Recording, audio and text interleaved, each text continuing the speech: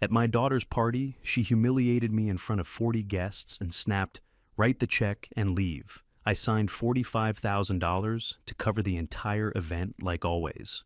The son-in-law smirked. A week later, I signed another $180,000, her dream anniversary trip. She called me useless, yet took every dollar. What she didn't know, I hadn't stayed silent for 7 years, out of weakness.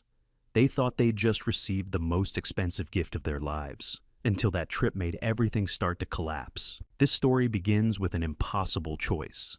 Before we continue, please drop a comment and tell me, is it morning, afternoon, or late night, where you are right now? I read each one.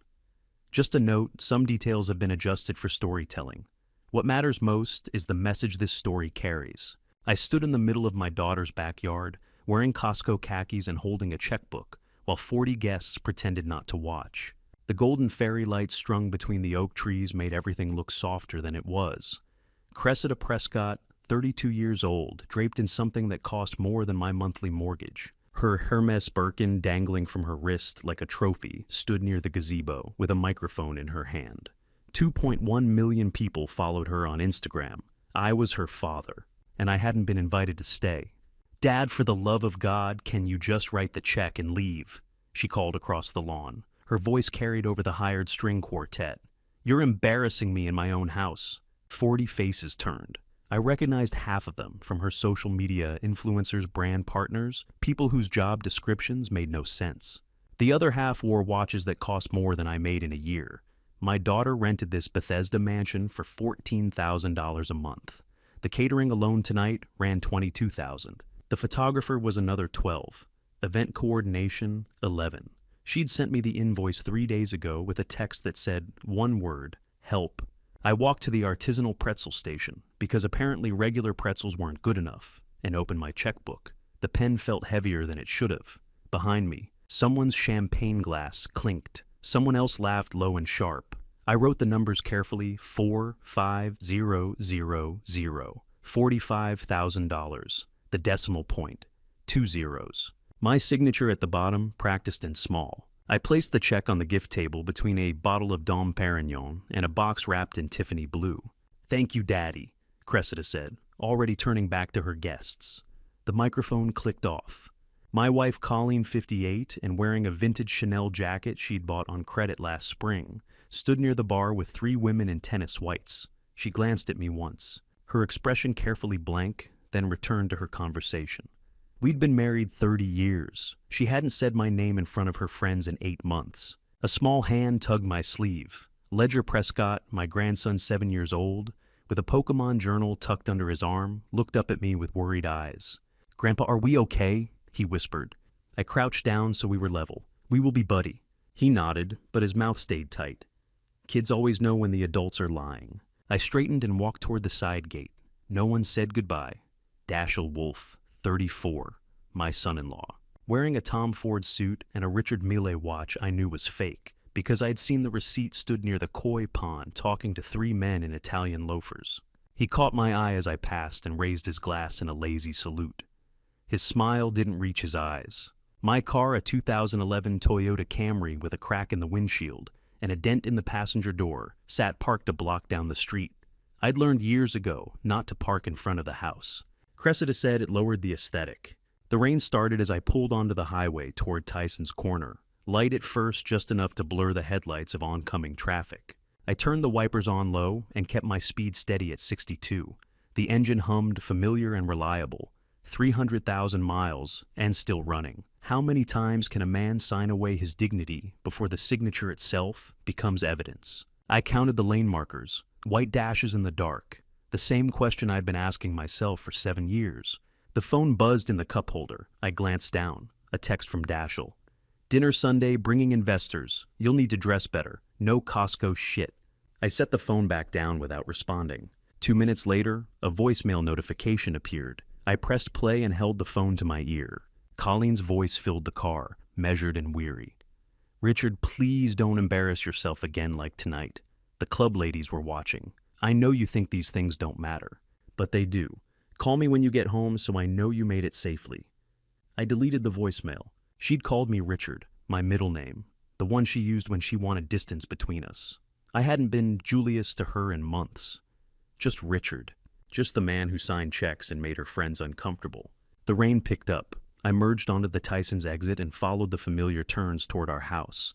The streets were empty. Most people were inside, watching television or putting kids to bed or doing whatever people did on Saturday nights when they weren't standing in their daughter's rented backyard holding a checkbook like a white flag.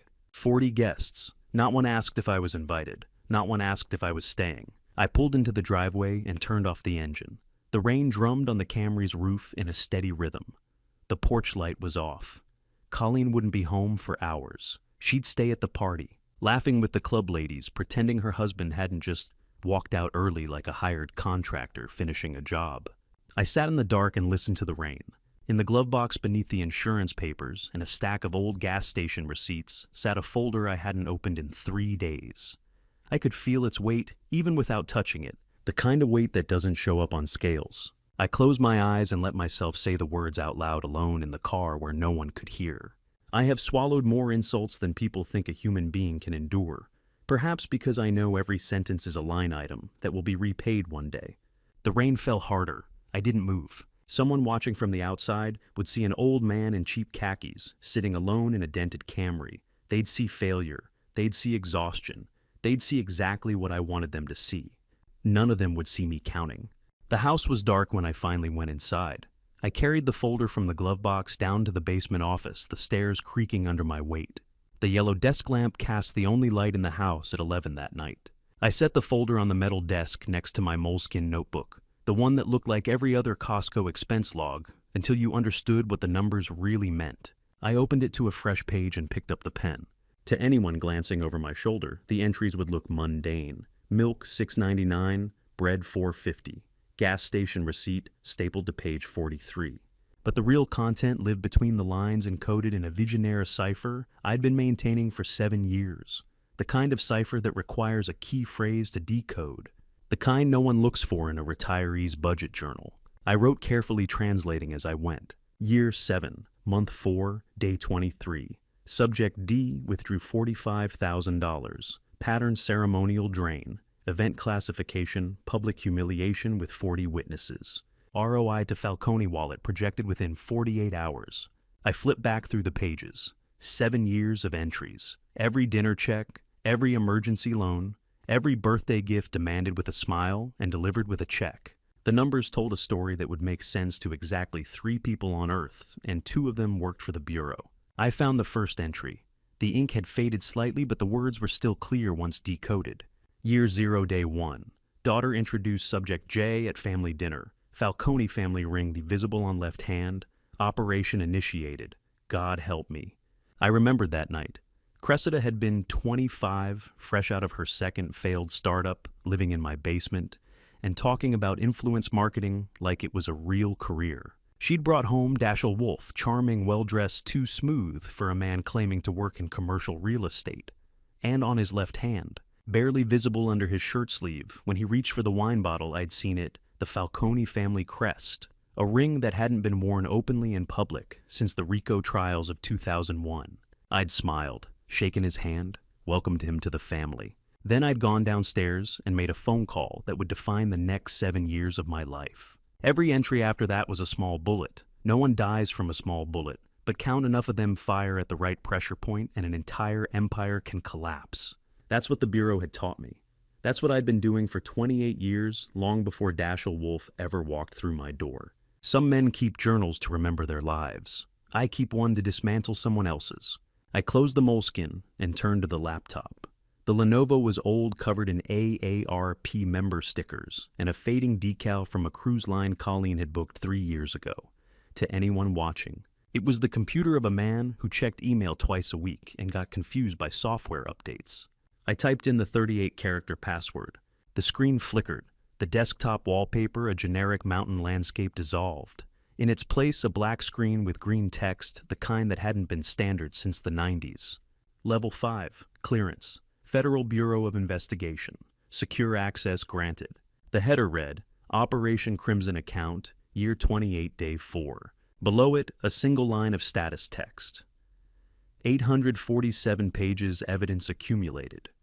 Final deposit cycle pending. Timeline 30 days. I scrolled through the case summary. Every transaction, every shell company, every wire transfer Daschle had made in the past 7 years, all traced back to a single source, his uncle. The man who still ran the Falcone distribution network from a safe house in Reading, Pennsylvania. The man who'd killed my brother in 2001 and walked away because we didn't have enough evidence to make the charges stick. I did now. I picked up the secure phone, a burner I replaced every 60 days, and dialed the only number programmed into it. 2 rings, then a voice alert despite the late hour. "Sir, you're up late." Theron Greer, 48 years old, my partner for 12 years. The only person at the bureau who knew the full scope of what I'd been doing in this basement while my family slept upstairs. We'd traded envelopes in Costco, parking lots passed, coded messages through book club newsletters, built an evidence file so airtight that even the best defense attorney in the country wouldn't find a crack. And Subject D made another withdrawal, I said quietly. 45,000. We're 30 days from the final cycle. I need a 90-day extension from the director. A pause. I heard the sound of a pen scratching paper. "I'll brief him Monday," Theron said. "Same Costco Wednesdays." Aisle 12, cereal section, 1045. Let's copy that. You doing okay? I looked around the basement. Concrete floor, metal desk, yellow lamp. The life I'd built is cover so convincing that even my wife believed it. 28 years, Theron. We're almost there. "Yes, sir. Get some sleep." The line went dead. 28 years. 8 of them lying next to a woman who thought she knew me. I shut down the laptop and watched the screen go dark. The AARP stickers reflected in the black glass. The mountain wallpaper reappeared for a split second before everything powered off. I climbed the stairs slowly. The house was silent except for the hum of the refrigerator and the distant sound of a car passing on the street outside. I'd lived in this house for 18 years, raised a daughter here, paid a mortgage, mowed the lawn every Saturday and summer. No one who looked at this house would ever guess what happened in the basement after midnight. Colleen was asleep when I entered the bedroom, facing away from my side of the bed. She'd changed into her silk nightgown, the expensive one she'd bought last month, and charged to a credit card I'd have to pay off next week. Her breathing was steady and deep. I lay down carefully, trying not to disturb the mattress. The ceiling fan turned in slow circles above us. I could hear her breathe, in, out, the rhythm of someone who slept without secrets. I turned my head toward her, though she couldn't hear me. "I'm sorry I had to be him for so long," I whispered. "I'm sorry I'll be him a little longer." She didn't move. I closed my eyes and tried to sleep, knowing that downstairs in the basement, the laptop sat closed on the desk. 847 pages of evidence. A timeline counting down to a reckoning no one in this house could imagine. 30 days. Maybe less. I didn't sleep much that night. By Sunday afternoon, I'd already forgotten what rest felt like. The salmon was burning when Daschle's text arrived at 5:30, bringing 2 investors for dinner. Colleen wearing her vintage Chanel, and Rising Panic had forgotten to set the oven timer again. "They're early," she said, pulling the charred fish from the oven. "Can you just fix this? Make it look intentional?" I scraped the burnt edges into the trash and arranged what remained on the serving platter with lemon wedges and fresh dill. By the time the doorbell rang at 6, you couldn't tell we'd served salvage disaster. Daschle entered first, bringing with him the smell of expensive cologne and entitlement. Behind him came 2 men in suits that cost more than most people's monthly rent. Vincent Romano, 52. Silver hair, a Patek Philippe on his wrist, shook my hand without meeting my eyes. The kind of handshake that measured weakness. Anthony Costello, taller and younger at 48, wore a Brioni suit and carried himself like violence wrapped in silk. "This is my father-in-law," Daschle said, gesturing at me like I was furniture. "The accountant. Richard handles spreadsheets. Don't bore him with the real business talk." Vincent smiled. Anthony nodded. We sat at the dining table. Colleen brought out the salmon, her hands shaking slightly as she served. Cressida arrived late, breezing in with her phone already recording, filming herself hugging Daschle for her Instagram story before acknowledging anyone else in the room. Daschle launched into his pitch: Web3, decentralization, blockchain infrastructure, words that sounded impressive until you realized they meant nothing. Vincent and Anthony listened with the practiced patience of men who'd heard 1,000 pitches and funded exactly 3. "Stick to your spreadsheets, old man," Daschle said when I reached for the water pitcher. "Let the grown-ups talk Web3. I poured water, said nothing. But I watched. Vincent adjusted his watch. As he did, his left hand brushed his right wrist in a gesture so subtle most people would miss it. A slow caress, 3 fingers trailing across the pulse point. Anthony mirrored it 30 seconds later, reaching for his wine glass. The Falcone family signature, the gesture that said, "I see you. I know you. We are the same." I'd seen it in surveillance footage from 2003, in undercover photos from the RICO trials, in a classified brief that cost 2 agents their lives to obtain. And now I was watching it happen 6 feet from my own dinner plate. I stood and carried the empty salmon platter to the kitchen. Through the wall I heard Vincent's voice drop to a whisper. "He's still slow. We can keep going." Dashiell laughed quietly. "I told you, he doesn't see anything. A good mask requires 2 people, the one who wears it and the one who looks away." I washed the plates slowly, carefully, giving them time to finish their conversation. When I returned to the table, they were discussing crypto wallets and offshore accounts like they were talking about the weather. Colleen smiled too brightly. Cressida filmed herself eating salmon. Dashiell poured wine for men who were counting how much more they could steal before someone noticed. And I sat there in my Costco khakis looking exactly like someone who didn't understand a word. Perfect. Tuesday morning, Cressida arrived at 9 without calling first. She let herself in with the spare key and set up her ring light in my living room, angling it toward the window for natural backlighting. "Don't move," she said, not to me, but to her phone. "I'm going live in 30 seconds. I sat at the kitchen table and watched her perform. "Good morning, queens," she said to the camera, her voice shifting into the bright, breathless tone she used online. "Welcome to my girl boss morning routine. Today we're manifesting abundance at my parents' house because real wealth is about energy, not location." 47,000 people were watching. I could see the viewer count climbing on her screen. She talked for 18 minutes about gratitude journals and manifestation, and the importance of investing in yourself. Then she ended the stream, turned off the ring light, and slid a piece of paper across the table without looking at me. "I need $85,000, she said. "Launch event next Saturday. Mentorship program goes public. Sign here." I looked at the paper, a wire transfer authorization form already filled out except for my signature. "Like what launch event?" I asked. "What mentorship?" She sighed, the kind of sigh that said I was wasting her time just by existing. "None of your business. Just sign.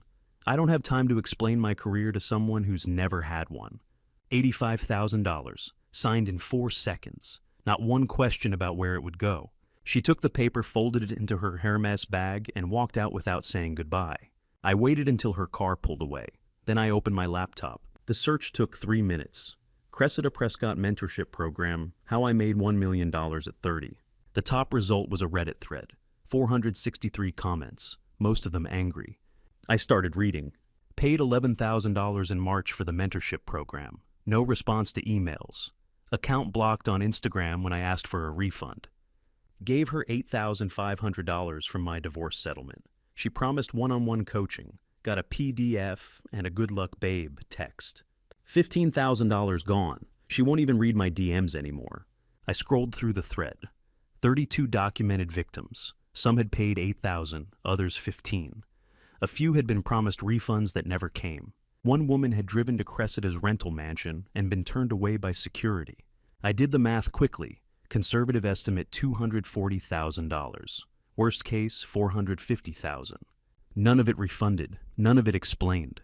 All of it flowing somewhere. I opened a new tab and searched for the mentorship program's official website. Professional design. Testimonials that looked suspiciously similar. A FAQ section that promised results in 90 days or your money back. There was no refund policy, no contact information, just a link to buy the next tier for another $12,000. I sat back and stared at the screen. She hadn't just bled me dry. She was bleeding strangers, mothers, daughters, women who believed the promise of transformation and received nothing but silence in return. I closed the laptop but kept my hands on the keyboard, staring at my own reflection in the black glass. 30 victims documented online. 30 families who gave my daughter their savings and received nothing but blocked accounts in return. The question wasn't whether to add this to the evidence file. The question was how much longer I could watch her destroy lives before the case became complicit. The answer came 4 hours later when Colleen walked through the front door. She returned from the country club at 4 that Tuesday afternoon, smelling of Sancerre and carrying the specific kind of silence that meant she'd spent lunch comparing her husband to other women's successes. I heard her heels on the hardwood before I saw her face. She dropped her purse on the kitchen counter and opened the refrigerator without looking at me.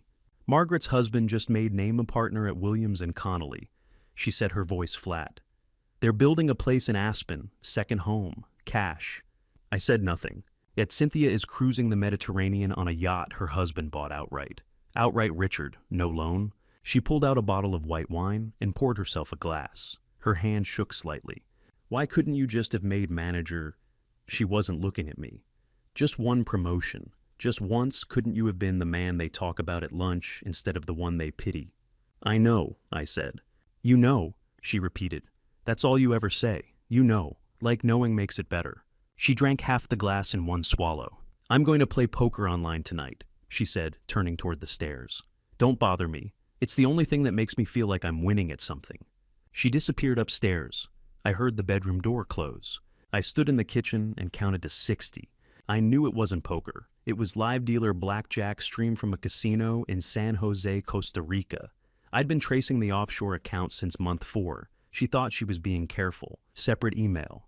VPN service she'd found on a YouTube tutorial. Small deposits spread across 3 credit cards I didn't know she'd opened. The question wasn't if she was hiding it. The question was, how much?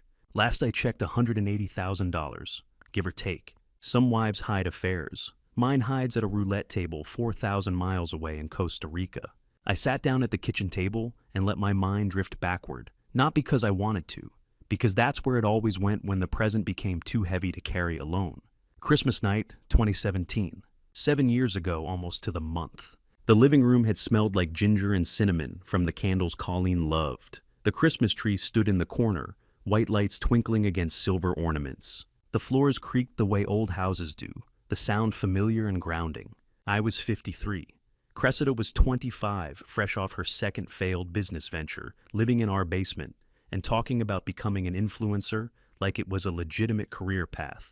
She'd brought home a boyfriend, Dashiell Wolf, 27 years old, confident smile, firm handshake.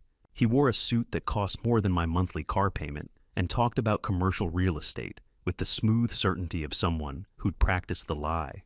Nice to meet you, sir, he said, extending his hand. I shook it and looked down. The ring sat on his left hand, fourth finger, 18-karat gold, engraved with an olive branch held in a bird's beak. Simple, elegant, unmistakable. The Falcone family crest. I'd been studying that symbol for 15 years. I knew the weight of it, the history, the blood. I knew that men who wore that ring didn't work in commercial real estate. They worked for the family.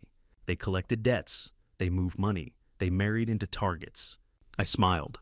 Welcome to the family, son, I said. Tell me about your work. He talked for 20 minutes. I nodded in the right places, laughed at his jokes, offered him another slice of ham. Colleen beamed. Cressida held his hand like she'd won something.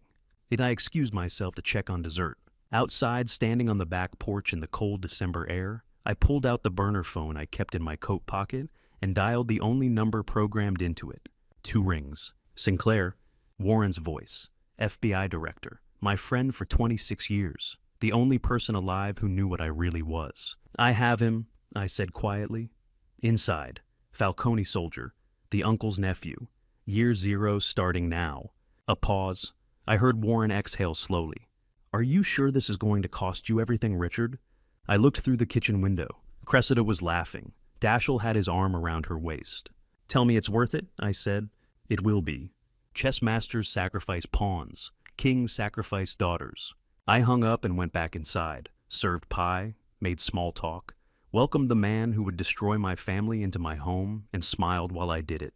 Because that's what the job required. Because 23 years earlier, in 1994, the same family had killed my brother in a warehouse in Baltimore, shot him twice in the chest, and left him to bleed out on a concrete floor while I was 3 states away on a surveillance op I couldn't abandon. I'd spent 2 decades building cases, watching targets, gathering evidence, and every single time someone higher up the chain walked away, someone with better lawyers, someone with deeper connections. Not this time. This time, the target had walked into my house and asked to marry my daughter. This time I had 7 years to build something airtight. I sat in the present-day kitchen and opened my eyes. Tuesday evening, September 2024. Upstairs, I could hear the faint sound of Colleen's laptop, the electronic chime of cards being dealt in a casino half a world away. 7 years. 84 months of watching Dashiell drain our accounts, of signing checks I knew funded laundering operations, of sitting across from Falcone soldiers at my own dinner table and pretending not to recognize their faces from surveillance photos. 84 months of watching Cressida fall deeper in love with a man I knew was poison from the first handshake. Every single day I asked myself the same question. Am I being a father or an agent? The answer had always been both. That was the problem. A father would have warned her, pulled her aside that Christmas night and told her the truth, shown her the evidence, saved her before she got in too deep. An agent would have let it play out. Documented every transaction. Used the relationship to get closer to the target. Sacrificed the daughter to catch the uncle. I'd done the second. I'd chosen the case over the child. And every night for 7 years, I'd lain awake in the dark next to a woman who thought I was weak and wondered if I was the kind of monster who could live with that choice. The answer apparently was yes. I could live with it. I just couldn't sleep. I slept 2 hours that night, maybe less. The email arrived at 7:30 Wednesday morning to the FBI honeypot account I'd embedded in Cressida's website 14 months earlier. I'd buried the code in the contact form invisible to users, invisible to her web developer routing every inquiry to a server in Quantico before forwarding to her actual inbox. The subject line made my coffee go cold in my hand. Please help, I have nowhere else to turn. I opened it. My name is Rachel Harper. I'm 34 years old. I have a 5-year-old daughter. I gave your daughter $11,000 from my divorce settlement after she promised to teach me her mentorship course. I thought I was investing in our future. After I paid, she blocked me on Instagram, TikTok, email, every platform. My daughter starts kindergarten next month. I'm facing eviction in 30 days. I don't know who else to write to. I don't know if you even know what she's doing. But if there's any way you can help, please. I'm begging you. I read it 14 times. Then I opened the dashboard folder labeled Daughter Pyramid Victims. 32 emails, some from March, some from June, some from last week. Women between the ages of 23 and 56, mothers, daughters. One recent widow who'd used her late husband's life insurance payout. $11,000 here, $15,000 there, $8,500 from someone who'd taken out a loan against her car. I did the math again slower this time, cross-referencing payment confirmations I'd pulled from the offshore account Cressida thought was hidden. $350,000. Gone. Every single one of them had been blocked after payment. Every single one had received nothing but a PDF and silence. I opened a reply window and started typing. Ms. Harper, help is on the way. Stand by 30 days, I promise. My finger hovered over the send button. I stared at the words for 60 seconds. Then I deleted them, saved the draft to a folder with a single note attached. Not yet, sorry. Every single mother is a line in the ledger. My daughter pushed them into a pit. I am pushing my daughter into a deeper one. I closed the laptop and went upstairs to shower. Colleen was still asleep. I could hear her breathing through the bedroom door. I didn't wake her. Friday morning, I sat in my cubicle at the insurance company in Reston, the same cubicle I'd occupied for 11 years. Beige walls, fluorescent lights, a 2008 calendar on the wall that I'd never bothered to change because it was part of the costume. I was reviewing a claim for water damage when Dashiell walked in unannounced. He wore a Tom Ford suit that probably cost $4,000 and a Richard Mille watch on his wrist that he claimed was worth $200,000. I'd traced the purchase 3 months ago. AliExpress, $4,300. Fake serial number, close enough to fool most people, not close enough to fool someone who'd been studying counterfeits for 28 years. Pops, he said, not bothering to sit down. We need a quick signature. He slid a wire transfer form across my desk. $120,000. Recipient Crypto Ventures, LLC. Memo line, pre-sale allocation. Crypto fund, he said, checking his phone while he talked. Pre-sale ends Sunday. I'd explain the whole Web3 thing, but you wouldn't get it. Just need your signature. I picked up my pen. This is a lot of money, I said quietly. It's an investment, Pops. That's how wealth works. You sign, I make it grow. Everyone wins. He patted my shoulder like I was a child who'd just learned to tie his shoes. I knew you'd come through. Pizza on me next time. Maybe Costco pizza so you don't feel uncomfortable. I signed. He took the form without saying thank you and walked out. $120,000, signed in silence. Not one question asked, because questions are for fathers, not federal agents. I waited until his footsteps faded down the hallway. Then I pulled out the secure phone from my desk drawer and dialed. 2 rings. Greer. 120 just hit, I said. Trace it. I heard typing on the other end. Theron's fingers on a keyboard, pulling up real-time banking data that most Americans didn't know the FBI could access without a warrant when the account touched certain flagged institutions. You got it, he said. Routing through First National, then a shell in Delaware, then hold on. Third hop is a cryptocurrency exchange in Palermo, Sicily. I closed my eyes. Then same wallet as before, I asked. Same pattern, same obfuscation method, same final destination. Your son-in-law just confirmed the complete money laundering route on federal surveillance tape. He walked into your office, demanded a 6-figure wire, and sent it directly to the Falcone family's primary crypto conversion point. I exhaled slowly. How many threads does that complete? That's 14 of 14, Theron said.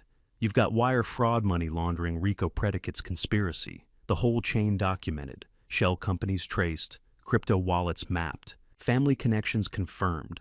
Dashiell Wolf is Falcone's nephew, and he just tied himself to the organization with a ribbon. One more deposit cycle, I said. One more, Theron confirmed. Then we bring it to the director. Then we close it. I hung up and sat in the cubicle silence. The fluorescent lights hummed overhead. Someone in the next cubicle was laughing about something on their phone. Outside the window, traffic moved steadily along the Reston Parkway. 14 evidence threads complete. 32 pyramid victims documented in a folder I couldn't open without breaking operational security. $120,000 flowing to Sicily in real time. Rachel Harper's email still sitting in my drafts folder with 2 words attached, not yet. I looked at the calendar on my wall. September 2008. 16 years out of date. A perfect metaphor for a life frozen in cover identity. In 30 days, maybe less, this would all be over. The arrests would happen, the evidence would surface, the trial would begin. Cressida would learn that her father wasn't an accountant, that her husband was a criminal, that the FBI had been living in her house for 7 years documenting every transaction, recording every conversation, building a case that would send the people she loved to prison. She would learn that I'd known from the first handshake. And she would never forgive me. I understood that. I'd understood it since Christmas 2017. The question was never whether I could live with her hatred. The question was whether I could survive watching her walk into the trap I'd spent 7 years building. I found the answer Monday morning in a mahogany conference room at Quantico. I'd told Colleen I was driving to Detroit for a 3-day insurance conference. She didn't ask questions. She never did anymore. The room held classified maps of the Falcone empire spread across the table. Surveillance photos, wire transfer routes, shell company structures, and 8 faces that knew I'd been stalling the arrest for 14 months. Warren Sinclair sat at the head of the table, Theron Greer to his right. 5 task force agents whose names I'd memorized years ago filled the remaining seats. Warren didn't waste time on pleasantries. Richard, he said, his voice flat. You've had enough evidence for 14 months. Your daughter is running a pyramid scheme that hurts real people, women losing their savings. Mothers facing eviction. Why are you still sitting on this? I met his eyes across the table. That one more deposit, I said. I want the uncle, not just the nephew. You have the nephew cold, Warren said. RICO, money laundering, conspiracy. We can take Dashiell today and flip him, use him to get to the uncle. He won't flip. They all flip. Not this one. He's family, blood. He'd do 20 years before he'd testify against his uncle. Warren leaned back in his chair. You've been losing your daughter for 7 years, he said quietly. Are you sure she's still salvageable? Sikti beast horde, tabasquint. The room went silent. How do you tell the director of the FBI that your daughter stopped being salvageable the moment she chose to marry a man wearing your enemy's ring? I didn't answer immediately. I let the silence stretch, counted to 15 in my head. She made her choices, I said finally. I'm preserving the case. Warren studied me for a long moment. Then he sighed. "You 30 days, he said. After that, we move with what we have, with or without the uncle. Understood? Understood." He tapped the table twice. Meeting adjourned. The agents filed out. Theron stayed behind, waiting until the room emptied. "You okay?" he asked quietly. No, I said. He nodded. There was nothing else to say. I drove back to Tyson's in silence. 3 hours on, I-95 windows down, radio off. Just the sound of the highway and the weight of 30 days pressing down like a closing vice. Wednesday evening, Colleen sat on the master bedroom bed with her laptop open. I was in the bathroom brushing my teeth when I heard her make a small sound, not quite a gasp, more like surprise mixed with confusion. Richard, she called. Did you authorize this? I walked out, toothbrush still in hand. She turned the laptop toward me, an email confirmation from Soneva Johnny Maldives. 8 nights, Overwater Villa, 2 guests, Cressida Prescott and Dashiell Wolf. Charge amount $180,000. Visa ending in 3047. Our card. For their anniversary trip, Colleen asked. Do they need this much? I looked at the screen, at the resort name I'd seen in a classified briefing 3 weeks ago, at the dollar amount I'd authorized without telling her. Yes, I said. She stared at me. Richard, they wanted a memory. I said, my voice colder than I intended. I gave them one. She closed the laptop slowly. I don't understand you anymore, she said quietly. I know. She stood and walked to the bathroom. I heard the shower turn on a moment later. $180,000. Paradise. A Falcone shell. Every dollar another thread in the noose. I went downstairs to the basement office and locked the door behind me. The laptop booted up. 38-character password. The screen shifted from mountains to federal database. I pulled up the property file for Soneva Johnny Maldives. Ownership traced through 4 shell companies. Final holder, a Cayman Islands LLC, registered to a lawyer who'd represented the Falcone family in 3 separate RICO trials. The resort had been used for laundering operations since 2019. High-value guests, cash conversions, offshore transfers masked as luxury hospitality charges. Federal surveillance had been authorized 2 years ago. Cameras, audio, financial tracking.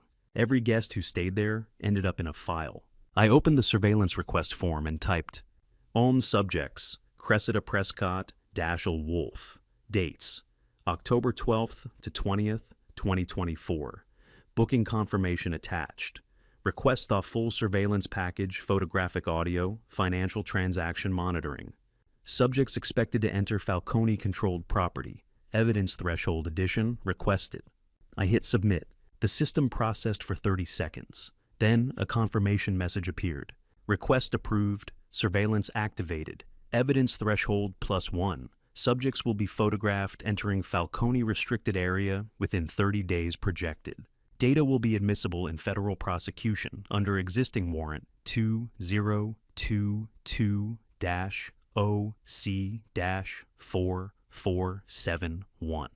I sat back and stared at the screen. 15 evidence threads. 30 days until closure. My daughter was going to fly to Paradise thinking it was an anniversary gift. She'd post photos on Instagram, smile for the camera, drink cocktails in an infinity pool overlooking the Indian Ocean. And every moment would be documented by federal agents building a case that would send her husband to prison. Maybe her too, depending on what the financial audits showed.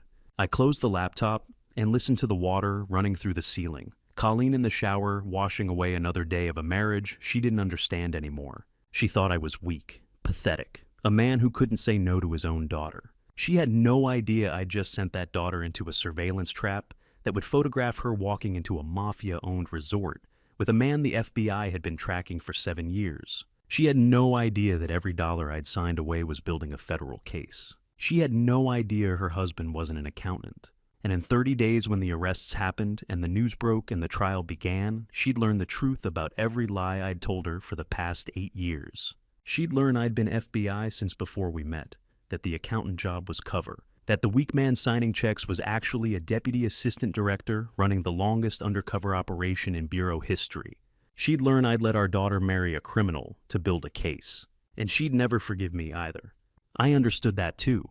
The water stopped running upstairs. I heard Colleen's footsteps cross the bedroom floor. I stayed in the basement and stared at the dark laptop screen, seeing my own reflection in the black glass. 30 days. 15 evidence threads. One family about to shatter into pieces so small no one would ever be able to put it back together. The question wasn't whether the trap would spring anymore. The question was whether there would be anything left of my family when it did. I didn't go upstairs that night.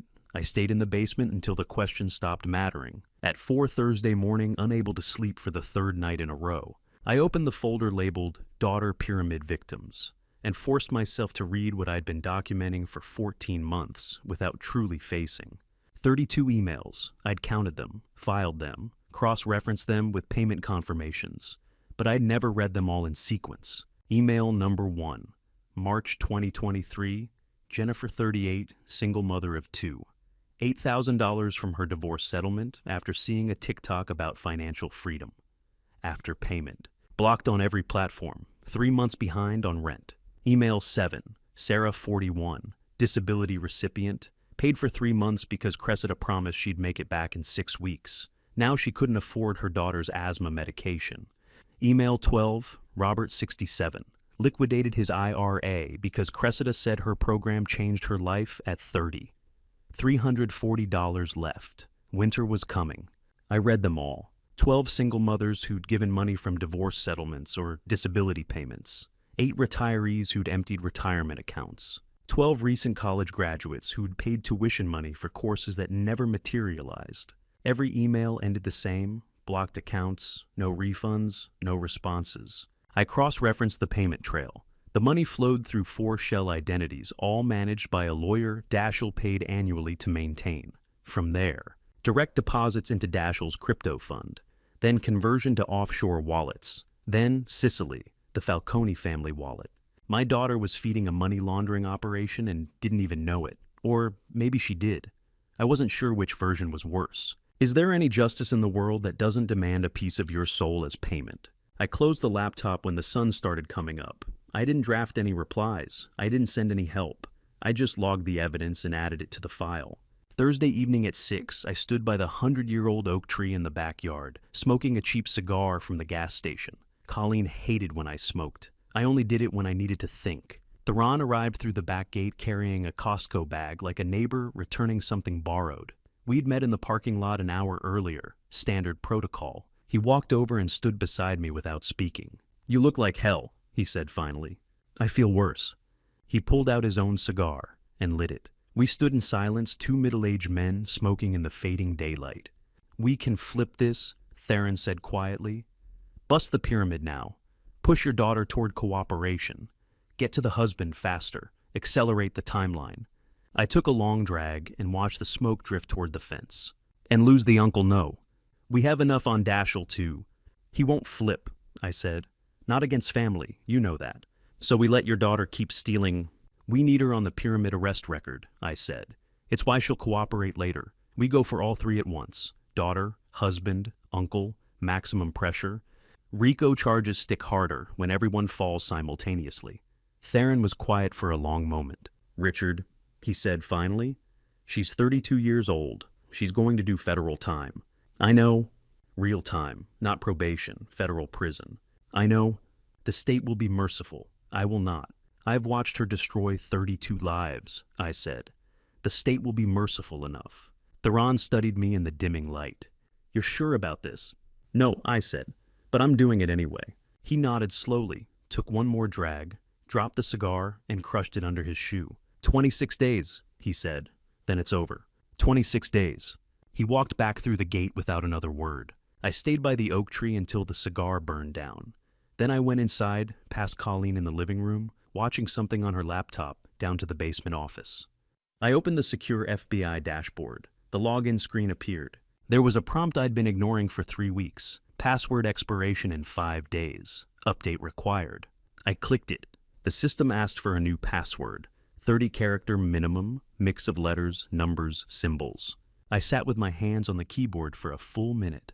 Then I typed, "My failure is no accident 2024 at $%. 30 characters. Every requirement met." I hit enter. The screen confirmed, password updated successfully. I stared at the words. Some men fail their daughters by accident, through neglect, through weakness, through absence. I was failing mine with federal precision and 28 years of practice. Every morning for the next 26 days, I would type that password. I would unlock the evidence file. I would read new victim emails. I would trace new transactions. I would document new frauds. And I would do nothing to stop it, because stopping it meant losing the case, losing the uncle, losing 28 years of work. Because I had chosen the mission over the daughter on Christmas night 2017, and every day since had been a continuation of that choice. Because there was no version of this story where I save both. I'd known that from the beginning. I just hadn't admitted it until now. The password was a confession disguised as security protocol, a reminder every morning that this wasn't an accident, wasn't a mistake, wasn't something that happened to me. It was something I chose, every single day, for 7 years. I logged out and closed the laptop. Upstairs, I could hear Colleen laughing at something on her screen. The sound felt distant, like it was coming from another house. 26 more days of typing my failure into a password field.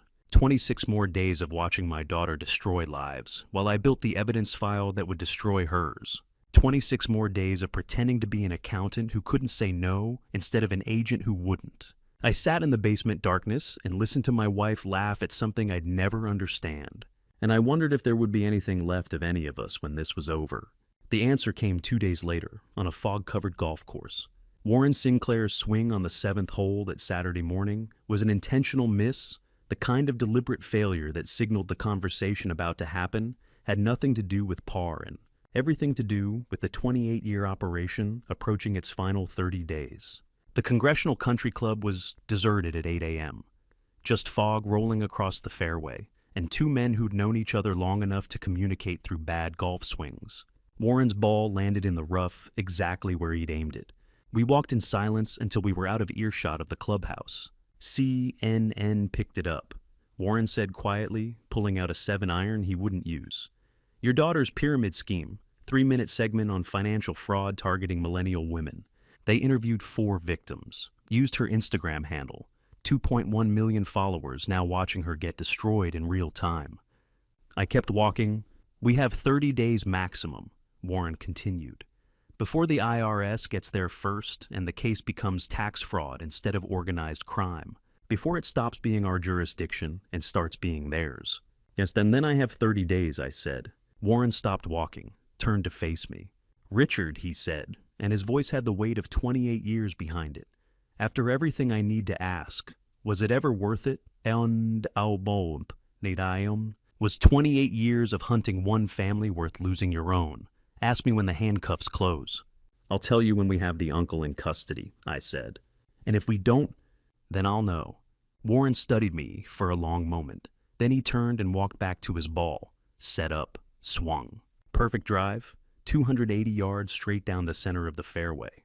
I took my position, matched his stance, swung.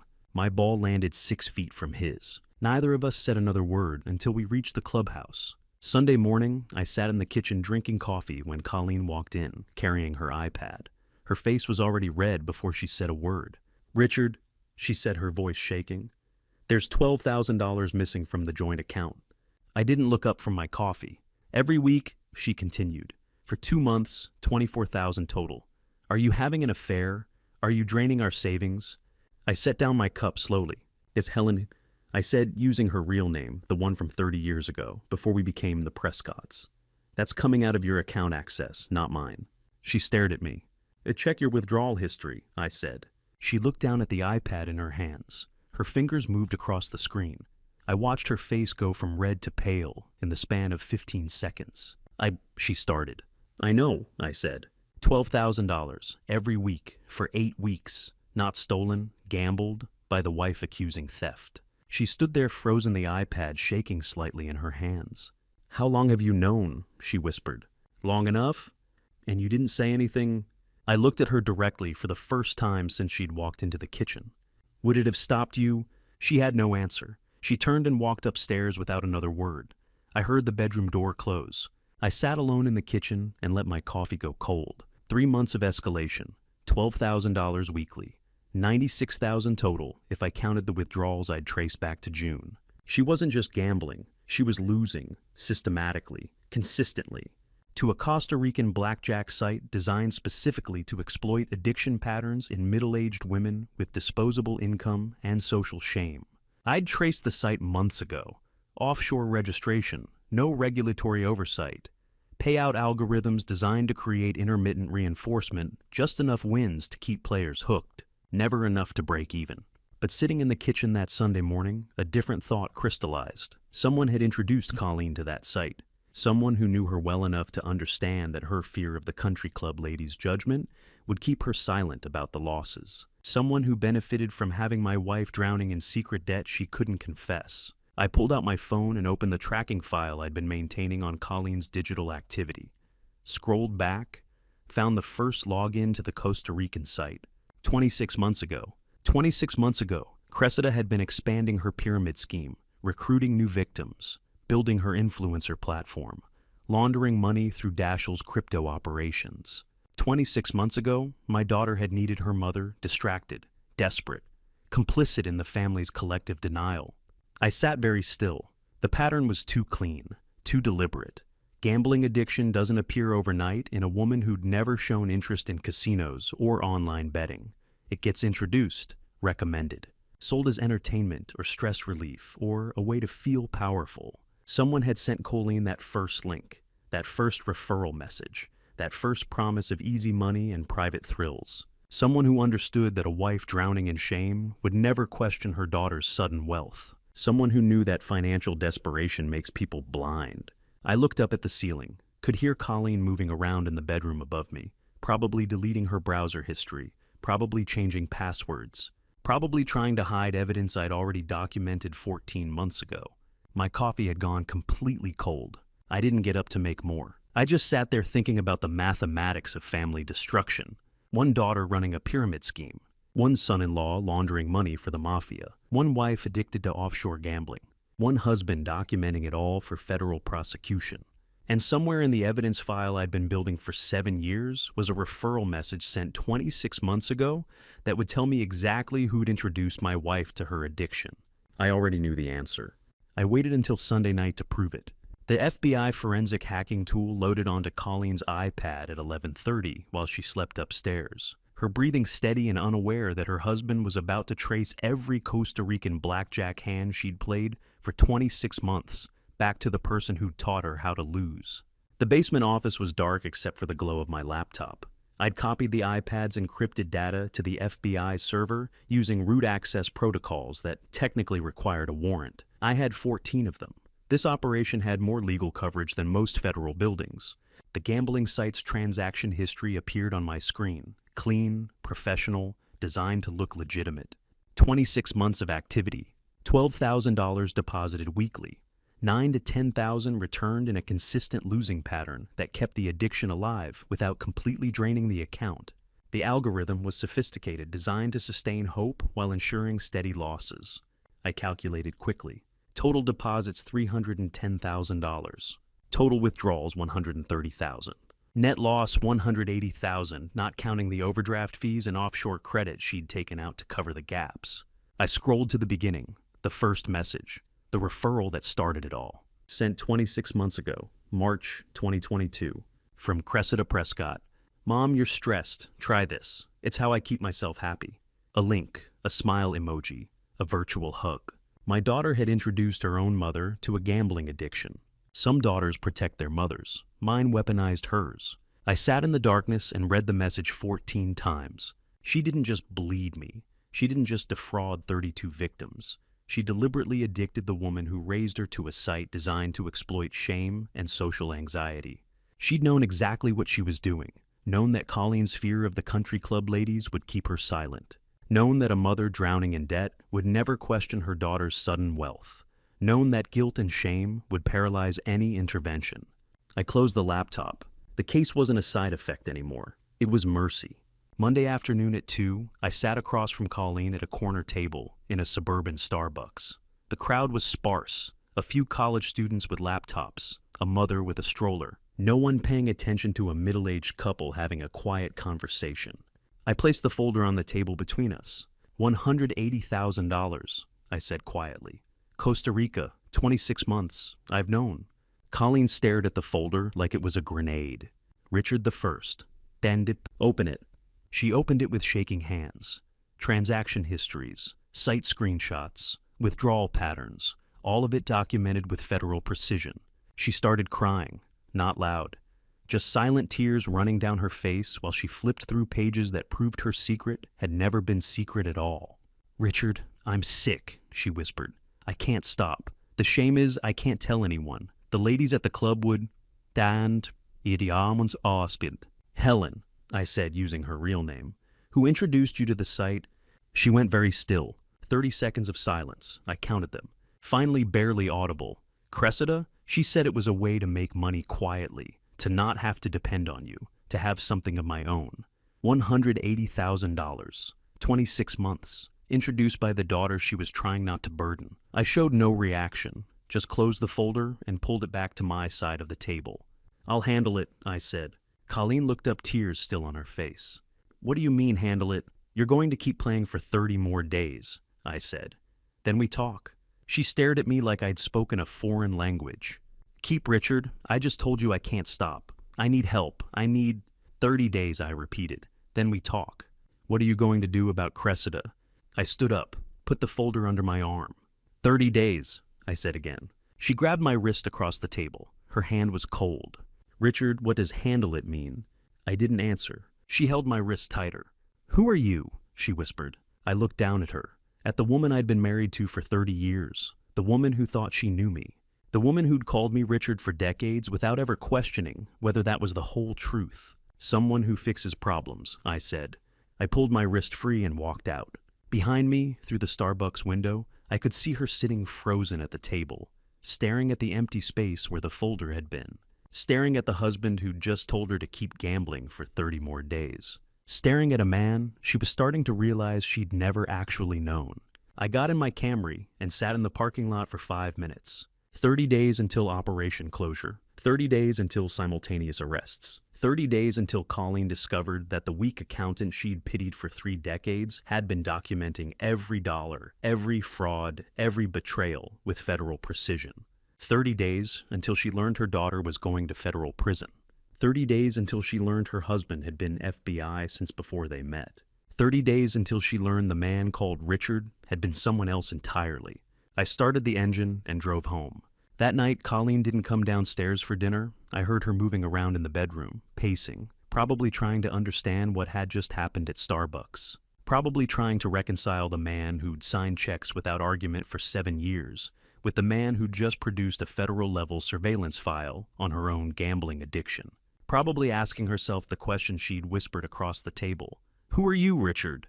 The answer was simple. I was the man who'd spent 28 years hunting the family that killed my brother. I was the man who'd let his daughter marry a mafia plant to build a case. I was the man who documented his wife's gambling addiction without intervening because stopping it would compromise the timeline.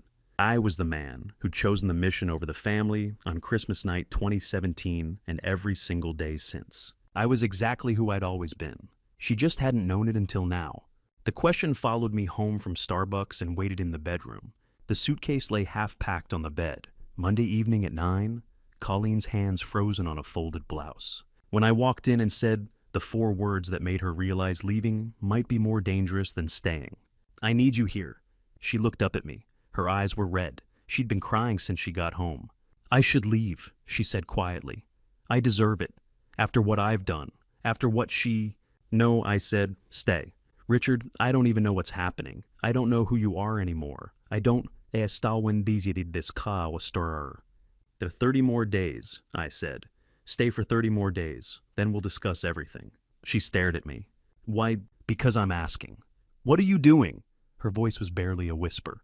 What are you planning? I sat down on the edge of the bed, careful not to disturb the half-packed suitcase. I want you to do me one favor, I said. Pretend nothing has changed. Continue everything as before. The country club, the dinners, the family gatherings. Everything exactly as it's been. Colleen looked at me for a long time. 30 seconds, maybe more. Who are you, Richard? How long can you live with someone and not know them? 30 years, apparently. Maybe 31. Your husband, I said. For 30 days. Then we'll see. She didn't move, didn't speak. Just held the folded blouse in her hands and stared at me like I was a stranger who'd broken into our bedroom wearing my face. Then slowly she set the blouse down on the bed. Sat down beside it. Stopped packing. 30 days, she said. 30 days. She didn't ask any more questions. Just started unpacking what she'd already folded, putting clothes back in drawers, hanging blouses back in the closet.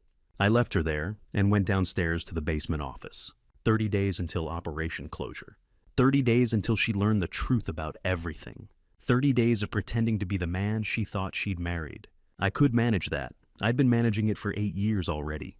Wednesday morning at 7, I came downstairs to find Colleen in the kitchen drinking coffee. She was dressed earlier than usual, standing by the window, watching. "In morning," I said. She turned, looked at me with an expression I couldn't quite read. Morning," she said. I poured my coffee, grabbed my briefcase, headed for the door. "Have a good day," she said behind me. I paused, turned back. She was watching me with the kind of attention she hadn't shown in years, really looking at me, studying me. "You too," I said.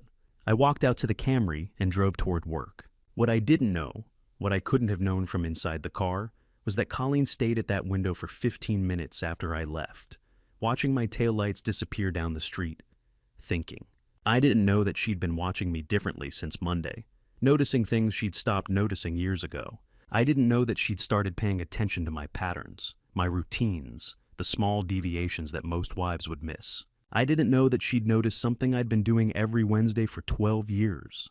Colleen stood at the kitchen window and thought about Wednesdays. Every Wednesday morning, Julius left for work at 7, same time as the other 6 days, same route, same destination, the insurance company in Reston. But every Wednesday, and only Wednesday, his route included a 15 to 20-minute detour through the Costco parking lot in Tysons, 7:30 a.m. every single week. Colleen had noticed it months ago, maybe a year ago. She couldn't remember exactly when, but once she'd noticed, she couldn't stop noticing. Every Wednesday, 7:30 a.m., 15 minutes. For how long? Months, years. How much did I not see? What did someone do at a Costco parking lot at 7:30 in the morning? The store wasn't even open yet. She'd asked him once casually, 6 months ago. "Do you stop at Costco on Wednesdays?" He'd said no. Just a brief pause to check work emails before arriving at the office. Quiet place to think. She'd believed him. She didn't believe him anymore. Not after Monday's Starbucks conversation. Not after the folder documenting her gambling with federal precision. Not after he'd told her to keep gambling for exactly 30 more days. Not after he'd asked, "Who are you, Richard?" And he'd answered like a man giving a mission briefing instead of a husband. Something happened on Wednesdays that didn't happen the other 6 days. Something he'd hidden for what might be months, might be years. Something that required 15 minutes in a parking lot at 7:30 in the morning. Colleen poured her coffee down the sink and made a decision. Next Wednesday she would follow him. Rent a car. Different car. Something he wouldn't recognize from the rearview mirror. Sunglasses. Hat. Stay 2 or 3 cars back. She'd see what he did when he thought no one was watching. She'd see who he met, what he did, why 15 minutes in a Costco parking lot was part of his routine. She'd see who her husband really was. After 30 years of marriage, she didn't know. After 30 days, she would. Colleen stood at the window long after my taillights had disappeared, planning, calculating, thinking about surveillance techniques she'd learned from crime shows and documentaries. She didn't know she was about to surveil a man who'd spent 28 years teaching federal agents how to avoid surveillance. She didn't know the Costco parking lot was where I'd been meeting Theron Greer every Wednesday for 12 years. She didn't know the 15-minute detour was a classified handoff protocol we'd developed in 2012. She didn't know that next Wednesday she was going to discover exactly who her husband was. And she didn't know that discovery would happen exactly 1 week before I'd planned to tell her. But standing in my Reston office cubicle that Wednesday morning, staring at the unchanged 2008 calendar on my wall, I felt something shift, a change in air pressure, the kind you feel before a storm. 23 days until operation closure. 23 days until everything came out anyway. I told myself it didn't matter if Colleen discovered the truth a week early. I told myself the timeline could absorb the disruption. I told myself I had everything under control. I was wrong about all 3. 7 days later, she was ready. The rented BMW felt foreign beneath Colleen's hands that Wednesday morning at 7:25. Unfamiliar steering wheel. Unfamiliar mirrors. Unfamiliar woman wearing sunglasses and a hat to follow her own husband through Tyson's Corner, traffic like a detective tailing a suspect. She parked 200 feet from the Costco entrance, far enough to stay invisible, close enough to see. 7:28 a.m. Her hands shook on the steering wheel. 7:29? 7:30 exactly. My Camry pulled into the parking lot and stopped in the usual spot 3 rows from the entrance. I got out, checked my watch, looked around the empty lot. Colleen held her breath, A black Suburban pulled in 30 seconds later. Two men emerged, black suits, professional. The kind of men who stood with their backs straight and their hands ready. They walked toward my car. One of them, the taller one, early 50s gray at the temples, carried a manila envelope. I shook both their hands. The taller one handed me the envelope. I opened it, looked inside, nodded. We talked for 5 minutes. I signed something, handed it back. Colleen watched from 200 feet away and pulled out her iPhone. Her hands were shaking so badly she almost dropped it. She opened the camera, zoomed in, 10 times, 20 times, 30 times magnification. The screen shook with her pulse. She focused on the taller agent's chest. There, a metallic badge clipped to his belt, bold letters. FBI, FBI, 3 letters, 30 years. How many Wednesday mornings? How many lies at breakfast? Colleen dropped the phone onto the passenger seat. Her hands froze on the steering wheel. She watched me shake hands with the agents again, watched them get back in their Suburban, watched me get back in my Camry, watched me drive away like it was just another Wednesday, just another morning, just another 15 minutes in a Costco parking lot exchanging envelopes with federal agents. She sat in the rented BMW for 20 minutes after I left, just breathing, just trying to understand what she'd seen. FBI, her husband, every Wednesday. For how long? Before I tell you what happened in that kitchen that night, are you still with me? Comment whether you'd want to know your spouse's secret identity after 30 years, yes or no. And tell me why in 5 words. Quick note: what follows includes dramatized details for emotional impact. The truth behind it is what matters. Wednesday evening at 7, I walked into the kitchen to find Colleen sitting at the table with her laptop open. "Sit down, Richard," she said. Her voice was steady, too steady. I sat. She turned the laptop toward me and pressed play. The video showed the Costco parking lot, my Camry, the black Suburban, the 2 agents, and then zoomed in perfectly clear the FBI badge on Theron's chest. She paused the video. "Who are you?" she asked. I looked at the screen, at the badge frozen in 30 times magnification, at the evidence my wife had just handed me that she knew. 10 seconds of silence. Then I said what I'd known I'd have to say eventually. "Sit down properly, Helen," I said, using her real name. "Once I tell you this, you can't unhear it, and you can't tell anyone. Not Cressida, not your sister, not your therapist, not the ladies at the club, no one." She nodded slowly. I took a breath. "I'm the Deputy Assistant Director of the Organized Crime Section at FBI headquarters," I said. "I have been for 22 years. Before that, I was a special agent. I started at 28. The insurance accountant, the cubicle, the spreadsheets, the cheap khakis, it's cover. It has always been cover. 22 years. The accountant never existed." Colleen stared at me. "The man I married was a federal agent," I said. "Yes. The weak man who couldn't make manager was the deputy assistant director of one of the most powerful sections in the bureau. The man who signed checks without argument, or offband decisibarst, was documenting every dollar for a federal investigation." She stood up, sat back down, stood up again. "How long?" she whispered. "How long have you been deceiving me?" I looked at her across the kitchen table, at the woman I'd been married to for 30 years, the woman who'd just asked me to define the boundary between love and lies.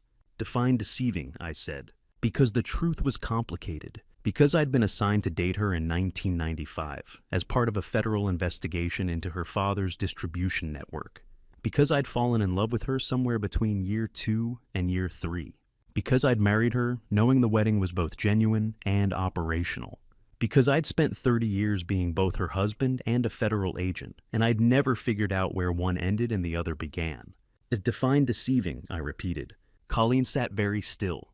"You're asking me to calculate," she said slowly, "whether falling in love with someone you were assigned to surveil counts as honesty or just a different category of lie." "Yes," I said. "And you want me to decide whether the last 30 years were real or cover." "I want you to understand that they were both," I said. "And that's the problem." She looked at the laptop, at the frozen image of the FBI badge, at the proof that the man she'd married had been someone else entirely. "What operation?" she asked quietly. "I can't tell you that." "Does it involve our family?" I didn't answer. "Does it involve Cressida?" I didn't answer. "Does it involve Dashiell?" I looked at her directly. "I can't tell you that," I said again. But my silence told her everything. She stood up and walked to the window. stared out at the backyard where we'd hosted birthday parties and graduation celebrations and Sunday dinners for 7 years. "How long have you known?" she whispered. "About Dashiell, about whatever he is." I could have lied, could have said I'd just discovered it recently, could have given her a timeline that made me look less like a monster, but I'd already asked her to define deceiving. I owed her at least one honest answer. "Ever since Christmas 2017, I said. The night he shook my hand. Colleen turned around slowly. "You've known for 7 years, she said. You let our daughter marry him. You let him into our house. You signed checks. You played grandfather to their son for 7 years. Yes. Why? Because stopping it would have compromised the case." "The case," she repeated. "You chose the case over our daughter." "Yes." She looked at me like I was a stranger. And maybe I was. Maybe I'd always been. She didn't leave. Not yet. The interrogation began at 9 that Wednesday night, with Colleen's first question, Cressida, and didn't end until 3 in the morning, when I finally admitted the one truth I'd been protecting for 30 years involved the wife asking the questions. We moved from the kitchen to the living room somewhere around midnight. Colleen drank lemon water. I drank whiskey neat. She asked questions. I answered them. No elaboration, no comfort, just truth. "Cressida," like she said, "did she know about you about Dashiell? No, I said. She's collateral." Colleen's hand shook on her glass. "Collateral," she repeated. "Yes. Our daughter is collateral damage in your federal case." "Yes." She set down the glass. "Dashiell?" "He's the case," I said. "A Falcone soldier. I've known since year 2. Year 2 of what? Their marriage." "You've known for 5 years." "Yes." "And you let it continue?" "Yes." She stood up, walked to the window, came back, sat down. "A ledger," she said. "Our grandson." I took a drink. "That ledger is the only one I never lied to," I said. "He's 7. 7-year-olds get the truth." Colleen stared at me. "What truth?" "That grandpa has to work sometimes. That grown-ups have complicated jobs. That I love him? And he believes you." "Because it's true." 6 hours, 4 family members. 1 answer per question. No elaboration, no comfort, just truth. At 2 in the morning, Colleen asked the question I'd been waiting for. "Me," she said quietly. "What about me? What am I in this operation? Collateral cover, wife?" I looked at her across the living room. 30 years of marriage sitting between us, like evidence. 30 seconds of silence. "We need to talk about that," I said. "Tomorrow morning, not now." "Why not now?" "Because if I tell you tonight, you'll leave before sunrise," I said. "I need you to choose with daylight." She stood up. "I'm sleeping on the sofa," she said. I didn't stop her. She grabbed a blanket from the hall closet and arranged it on the couch. Lay down, turned away from me. I sat in the chair across from her and finished my whiskey. At 3 a.m., I went upstairs to the bedroom alone. Thursday morning at 8, I came downstairs to find Colleen already sitting at the breakfast table. She'd made coffee, poured 2 cups. She hadn't touched hers. I put bread in the toaster. "You don't have to make breakfast," she said. "I know." The toast popped. I buttered it, put it on a plate in front of her. She didn't eat it. I sat down across from her with my coffee. In 1995, I said I was 28 years old, a brand new FBI agent, barely 2 years out of Quantico. They assigned me to a small case in Pittsburgh. Colleen didn't move. A man importing brown heroin from Sicily through a textile front? I continued. A mid-level distributor, not a big fish, just someone feeding the network. I took a sip of coffee. But the big fish, the real target he'd eaten, everyone above him in the chain. Consolidated power, eliminated competition, including 4 years earlier, my younger brother. Colleen's cup stopped halfway to her mouth. James," I said. "My younger brother. He was 23 when they killed him." She set down her cup carefully. "James," she said. "The brother who died in a car accident. James, 23 years old, murdered. 30 years of car accident lies." I let her words hang in the air for a moment. Then I shattered them. "There was no car accident, Helen," I said. "There was Falcone." The name landed like a stone in water. "Falcone," she repeated. "The same organized crime family I've been hunting for 28 years, I said. The same family whose soldier married our daughter 7 years ago. The same family whose nephew sleeps in our daughter's bed." Colleen's face went pale. "Dashiell," she whispered. "Is the nephew of the man who killed my brother," I finished. "Yes." She stood up so fast her chair fell backward. You knew, she said. When he shook your hand at Christmas, when they got engaged, when they got married, when Ledger was born, you knew. I knew. And you let it happen. I let it happen. Because of the case. Because of James. She picked up her coffee cup and threw it against the wall. It shattered. Coffee ran down the white paint in dark streaks. I didn't move. Your brother died 30 years ago, she said, her voice shaking. You've been hunting this family for 3 decades, and when their soldier walked into our house wearing a ring you recognized, you smiled and welcomed him and let him marry our daughter because you wanted revenge more than you wanted to protect her. Not revenge, I said quietly. Justice. What's the difference? Justice has a trial. Revenge has a body. She stared at me. You're insane, she whispered. I'm federal, I said. There's a difference. Not a big one, but it exists. When were you going to tell me? I wasn't, I said, until you followed me to Costco. So I forced your hand. You accelerated the timeline. What timeline? I looked at her directly. The arrests, I said. They're coming, soon. How soon? Soon enough that I needed you to know before it happened. Colleen walked to the sink, turned on the water, washed her hands for no reason, turned off the water, stood with her back to me. Your brother, she said quietly. James, tell me what really happened. He was 23, I said, working as a courier. He didn't know what he was moving, just thought it was a job. When he figured it out and tried to leave, they killed him. Made it look like a car accident, single vehicle, drove off a bridge in Baltimore. And you've been hunting them ever since. Since his funeral, I said, 28 years. She turned around. When you were assigned to the Pittsburgh case, she said slowly. The distributor, the textile front, that was the same family Sky off. Yes. And you were 28, brand new agent. Yes. Now how did you get close to him? The distributor. I looked at my coffee. At the toast she hadn't touched. At the 30 years of breakfast tables between the first lie and this moment. Tomorrow, I said. I'll tell you tomorrow. No, she said. Now, how did you get close to him? I met her eyes. You're not going to like the answer. I don't like any of this, she said. Tell me anyway. I took a breath. They assigned me to date his daughter, I said. How do you tell your wife that the first 18 months of your courtship were assigned by the FBI? I watched Colleen pour her second cup of coffee at our Tyson's breakfast table, the Thursday morning light catching the tremor in her hands. 3 hours of sleep. 6 hours of interrogation. And now this, the question I'd dodged for 30 years. In 1995, I said, the Bureau assigned me to date a woman named Helen Marie's daughter.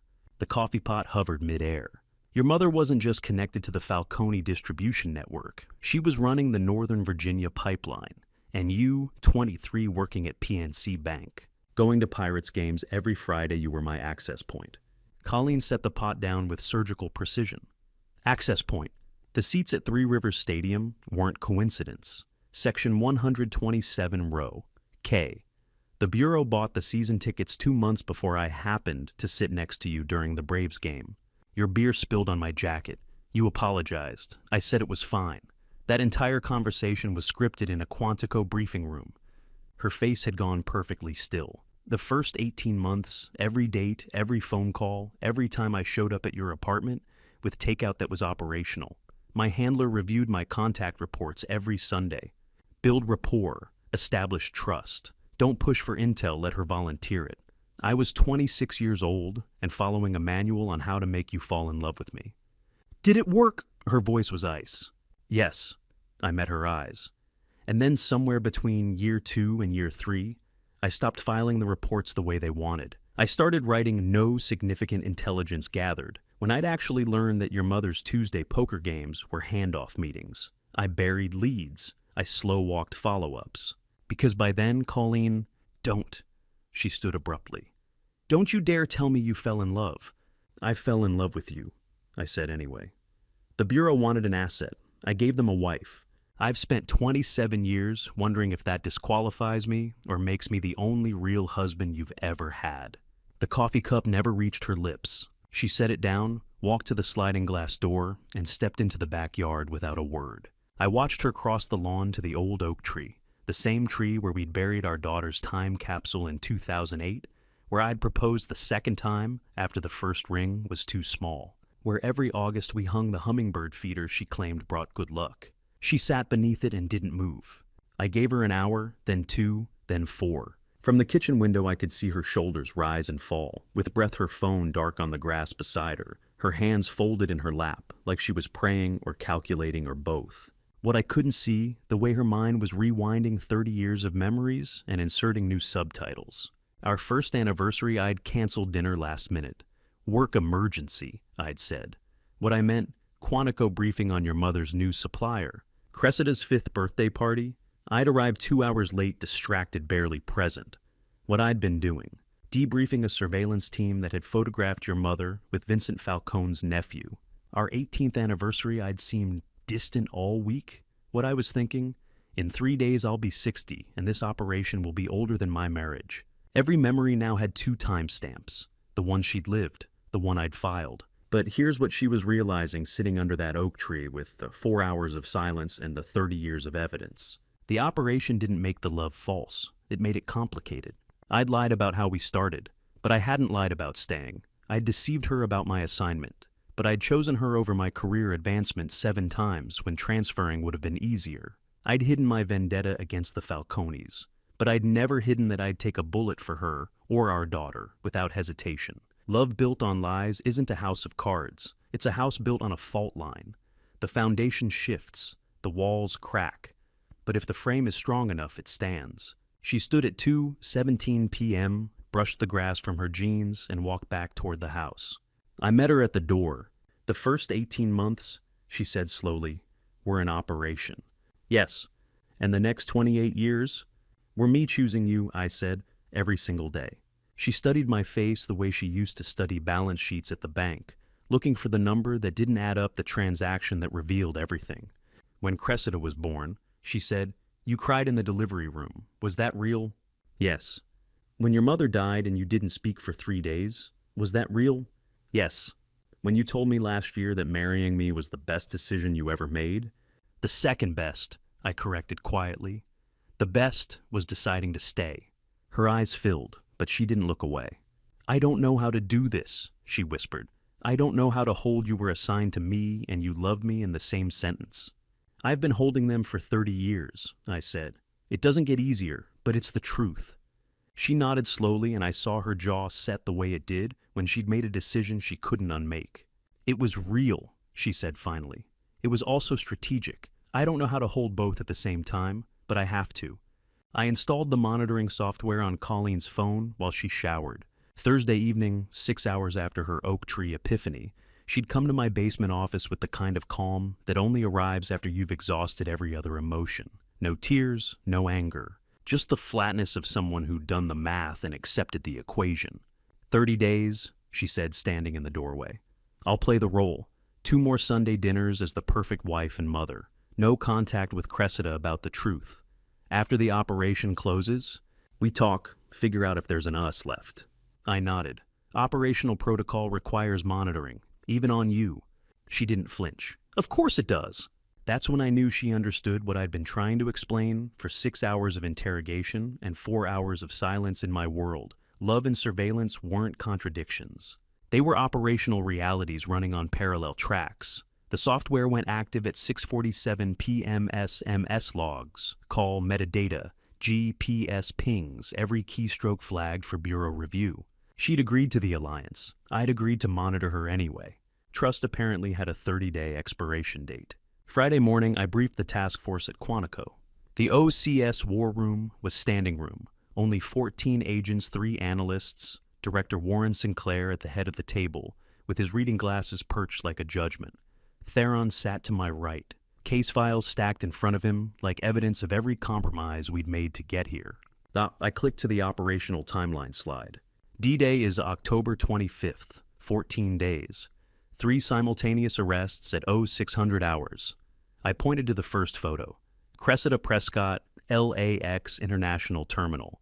Gateside apprehension before the Seoul flight boards. Dashiell Wolf residence in Georgetown. 6:15 synchronized entry.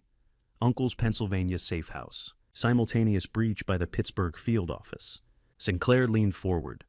"You're monitoring your own wife. If she tips Cressida in the next 2 weeks, 28 years, burns.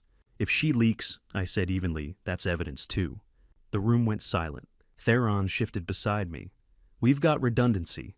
Cressida's phone is tapped. Dashiell's cryptocurrency wallets are flagged.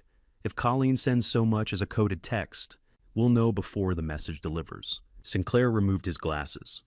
You're asking me to trust a woman who just discovered her marriage is a bureau operation while simultaneously planning to arrest her daughter and son-in-law. That's not redundancy, Julius. That's a powder keg with a 30-day fuse. It's operational reality, I said.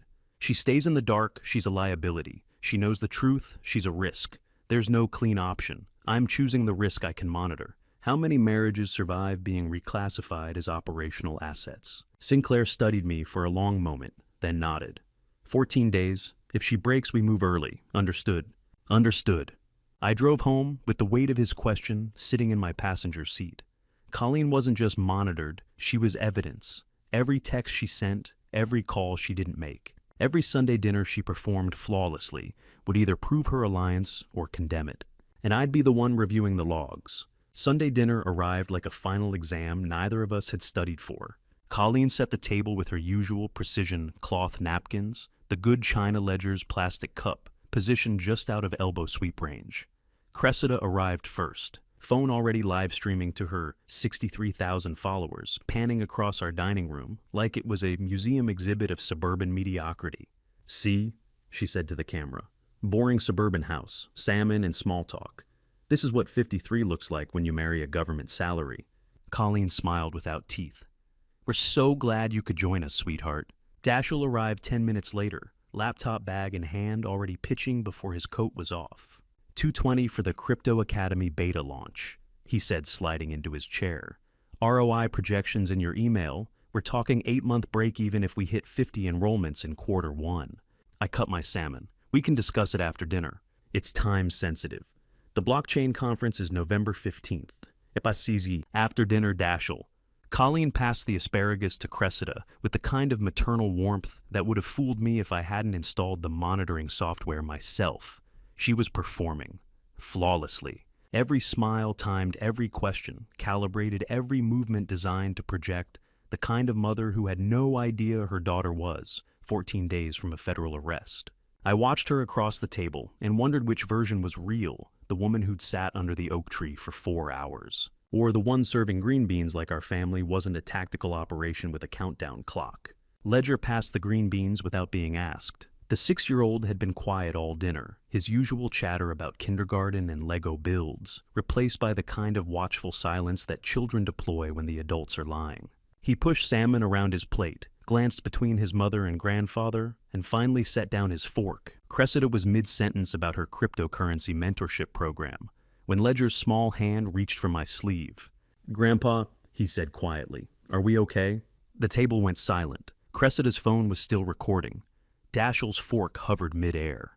Colleen's smile froze in place, and I saw the micro-expression she couldn't quite suppress, the flash of pain that came from a 6-year-old seeing through operational cover that had fooled seasoned agents. I covered Ledger's hand with my own. His fingers were sticky with butter, his eyes holding worry he shouldn't understand at his age. "We will be buddy," I said. "Eat your salmon." He nodded, slowly pulled his hand back and picked up his fork. But he didn't eat.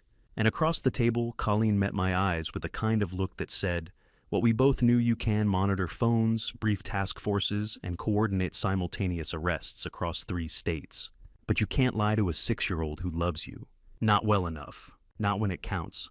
The 847-page binder weighed 6 pounds 4 ounces. I'd weighed it that morning on the kitchen scale while Ledger ate his Cheerios and asked if Grandma was mad at me. I'd told him no. Another lie in a week of them.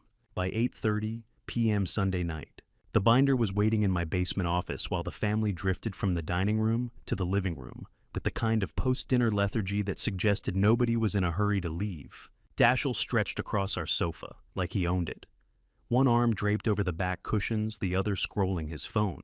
Cressida sat cross-legged in the armchair live stream, paused for once, picking at her nail polish with the boredom of someone who'd performed Suburban Daughter for 2 hours and was ready for the costume to come off. Dashiell set his phone down. "So, 220 to the LLC by Wednesday. Beta launches Friday, early investor calls Monday. Wire instructions are in the email I sent Thursday." Cressida glanced up. Dad always says yes eventually. Why make him pretend to think about it? Colleen sat perfectly still on the love seat, hands folded in her lap, her face arranged in the expression we'd practiced, attentive neutral. The kind of wife who listens while her husband considers financial requests from their son-in-law. She didn't look at me. Operational protocol. The Crypto Academy model is scalable. Daschle continued warming to his pitch.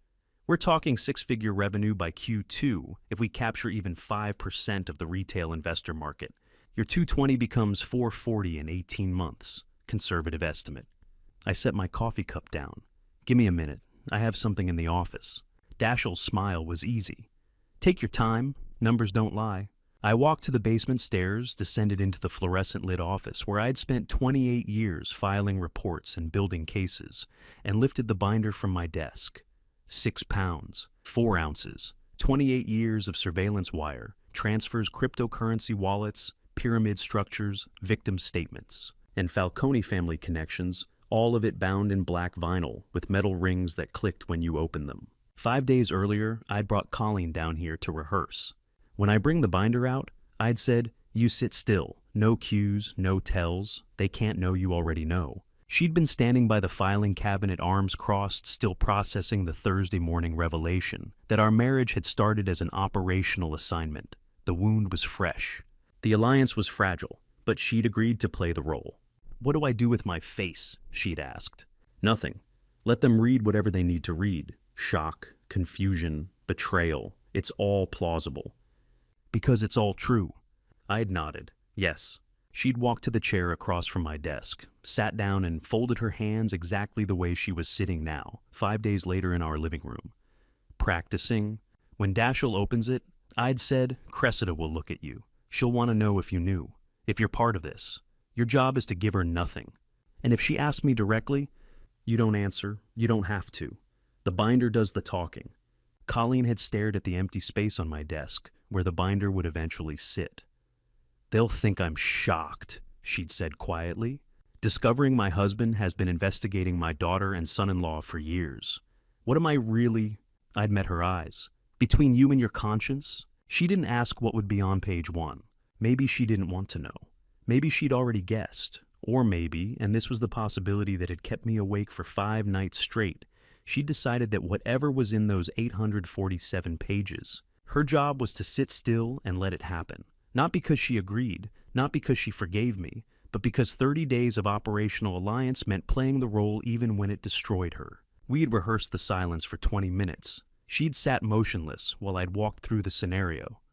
Daschle's request, my exit to the office, my return with the binder. The moment of placement, the instruction to open it. She'd practiced keeping her face neutral, her hands folded her, breathing steady. "What if I can't do it?" she'd asked. "You will," I'd said. "You're stronger than you think." Or more complicit. I hadn't corrected her. Now, 5 days later, I climbed the basement stairs with the binder pressed against my chest, feeling its weight distribute across my forearms like evidence too heavy to carry alone. The living room came into view, Daschle still sprawled on the sofa, Cressida examining her nails, Colleen frozen in her rehearsed position. I walked to the coffee table and set the binder down. 28 years of investigation makes a sound when it hits a coffee table. It's not loud, it's not dramatic, it's the soft, dense thud of compressed paper and metal rings and documented truth landing between people who thought they were having a casual Sunday evening conversation about cryptocurrency investments. Daschle looked up. His smile faded. Cressida's hands stopped moving. Colleen didn't blink. The binder sat between us like a black vinyl wall 6 inches thick, the spine labeled in my own handwriting. Prescott Wolf Investigation /1996 to 2024 /evidence compilation. About that 220, I said. Daschle's eyes dropped to the binder, then back to my face. "What is that?" I pulled the nearest chair and sat down across from him, the coffee table between us. The binder positioned exactly center. Colleen was to my left, still motionless. Cressida had straightened in her armchair, phone forgotten. "It's 28 years of documentation," I said evenly.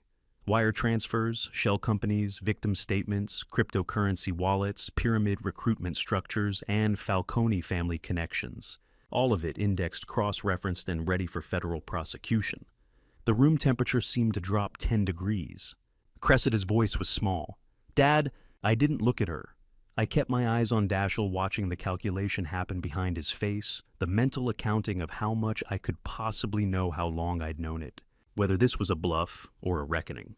I slid the binder 2 inches toward him. "Open it," I said. "Page 1. Dashiell's hand lifted from the sofa, cushion hovered in the air between us, fingers trembling almost imperceptibly. But he didn't move. And in the silence that followed, the kind of silence that forms when 30 years of lies meet 6 pounds of evidence, cold dread settled over the room, like fog rolling in from a coast nobody had seen coming. Dashiell's finger trembled as he turned to page 1, a photograph of his own hand, Christmas 2017, wearing the Falcone ring. The image was sharp professional surveillance quality, zoomed to capture the distinctive falcon head insignia in gold against his knuckle as he'd reached across our holiday table to shake my hand. The timestamp in the corner read December 24th, 2017, 1847-03, 7 years ago. The day I'd known exactly who he was and why he'd married my daughter. He stared at the photo for 10 seconds before turning to page 2. Page 2 was the ring's provenance report. Falcone family crest, commissioned 1963, distributed to 37 soldiers between 1970 to 2018. Dashiell's name appeared on line 22. Received January 2015, 3 years before he'd met Cressida. His breathing accelerated. Page 47. My brother James's homicide dossier. Crime scene photos from 1991. Witness statements. Falcone family connection confirmed by the Philadelphia field office. Cause of death reclassified from traffic accident to targeted elimination. 33 years of lies documented in 8 pages of Bureau investigation I'd personally requested, reopened in 1996. "Dad," Cressida whispered, "what is this? Why do you have this?" I didn't answer. I nodded toward the binder. "Keep reading." Dashiell turned to page 100, wire transfer records. The full trail, $1.8 million, routed through shell companies in the Caymans, Luxembourg, and finally Sicily. Every transaction EID, every intermediary account, every Falcone family member who touched the funds. His signature appeared on 14 authorization forms. Page 200, the pyramid scheme organizational chart. 32 victims arranged in recruitment tiers, dollar amounts beside each name, Dashiell's position at the apex. Rachel Harper's $11,000 loss highlighted in yellow. My own staged $45,000 investment circled in red with the annotation FBI operational funds, authorized. Jesus, Dashiell breathed. Page 400 made him stop turning. It was Colleen's gambling documentation. Every login to the offshore poker sites. Every deposit, every loss, every withdrawal. The $180,000 total calculated at the bottom of the page. And beneath it, Cressida Prescott, referral commission, $7,200, deposited to account number 443-1-9AX. Dashiell looked up at my wife. "You documented your own wife." "Keep reading," I said. Colleen sat motionless, hands folded, face neutral, exactly as we'd rehearsed 5 days earlier. She didn't flinch. She didn't defend me. She didn't confirm or deny. She simply sat there while her son-in-law discovered that even her addiction had been cataloged as evidence. Cressida was watching her mother, searching for a reaction, finding none. Page 600, Maldives resort surveillance photographs. Dashiell and his uncle on the beach. Dashiell at the casino cage. Dashiell in the hotel business center, uploading cryptocurrency wallet addresses, 12 photos, 3 angles. Complete timeline of the February trip, where he'd told Cressida he was attending a blockchain conference. The pages kept turning. Page 700, page 800. Evidence layered on evidence. Each sheet stripping another molecule of deniability until the entire structure of his life stood exposed like an X-ray. Cressida stopped breathing for 11 seconds. I counted them. Watched her chest freeze mid-inhale as Dashiell turned to page 847. The final page, a single-line summary. Typed in Bureau Standard Format. Subject, Dashiell Marcus Wolf. Status, active target. Recommendation, federal arrest. Warrant approved. Then she gasped a small broken sound that 28 years of operational training didn't prepare me to hear from my own daughter. I stood. Deputy Assistant Director Julius Prescott, I said. Organized Crime Section Federal Bureau of Investigation. 28 years active. Cressida's face went white. You're not my father? You're FBI? I'm both, I said. I've always been both. No, she shook her head. No, you're a compliance analyst. You work from home. I run a 26-agent task force investigating the Falcone crime family's East Coast money laundering operations. The basement office you've visited your entire life is a satellite station with encrypted bureau access. The compliance work is cover. It has been since 1996. Daschle set the binder down slowly like it might detonate. Your uncle, I continued looking at him, killed my brother in 1991. The Bureau assigned me to infiltrate the distribution network in 1995.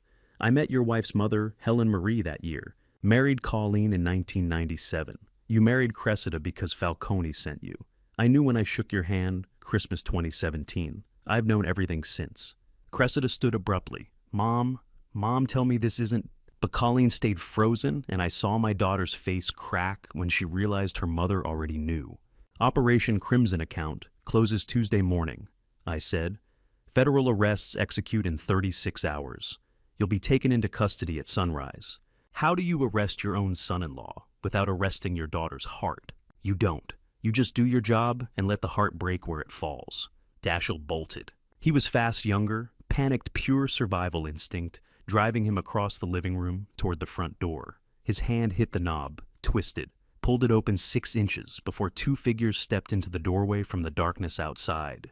Agent Marcus Hartley, 42-15-year Bureau veteran, filled the left side of the frame with his shoulders. Agent Nicole Moss, 37 former SWAT, took the right. Both had their credentials visible, both positioned with the kind of casual authority that said they'd been standing out there for hours. Step back inside, Mr. Wolf, Hartley said quietly. Daschle froze in the doorway, half in, half out. His escape route physically blocked by federal agents he hadn't known existed 30 seconds ago. He turned slowly to face me. How long have they been out there? Since you arrived, I said. 4 other agents cover the back exit and side windows. You were never leaving this house without Bureau permission. The door clicked shut. Moss stepped inside just far enough to make her presence clear, then positioned herself near the entry. Hartley stayed on the porch, visible through the window. Daschle's shoulders sagged. His knees buckled slightly, and he collapsed back into the sofa seat he'd been lounging in 40 minutes earlier, when this was just a casual Sunday evening, and his father-in-law was just asking for a minute to think about a cryptocurrency investment. His hands were shaking. I remained standing, my voice flat operational.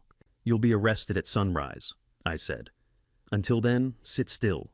4 agents at the exits, my daughter weeping on the sofa, my wife silent in the chair, my son-in-law's hands zip-tied. This was victory. It didn't feel like victory. By 10:30 p.m., the living room had transformed into a containment zone.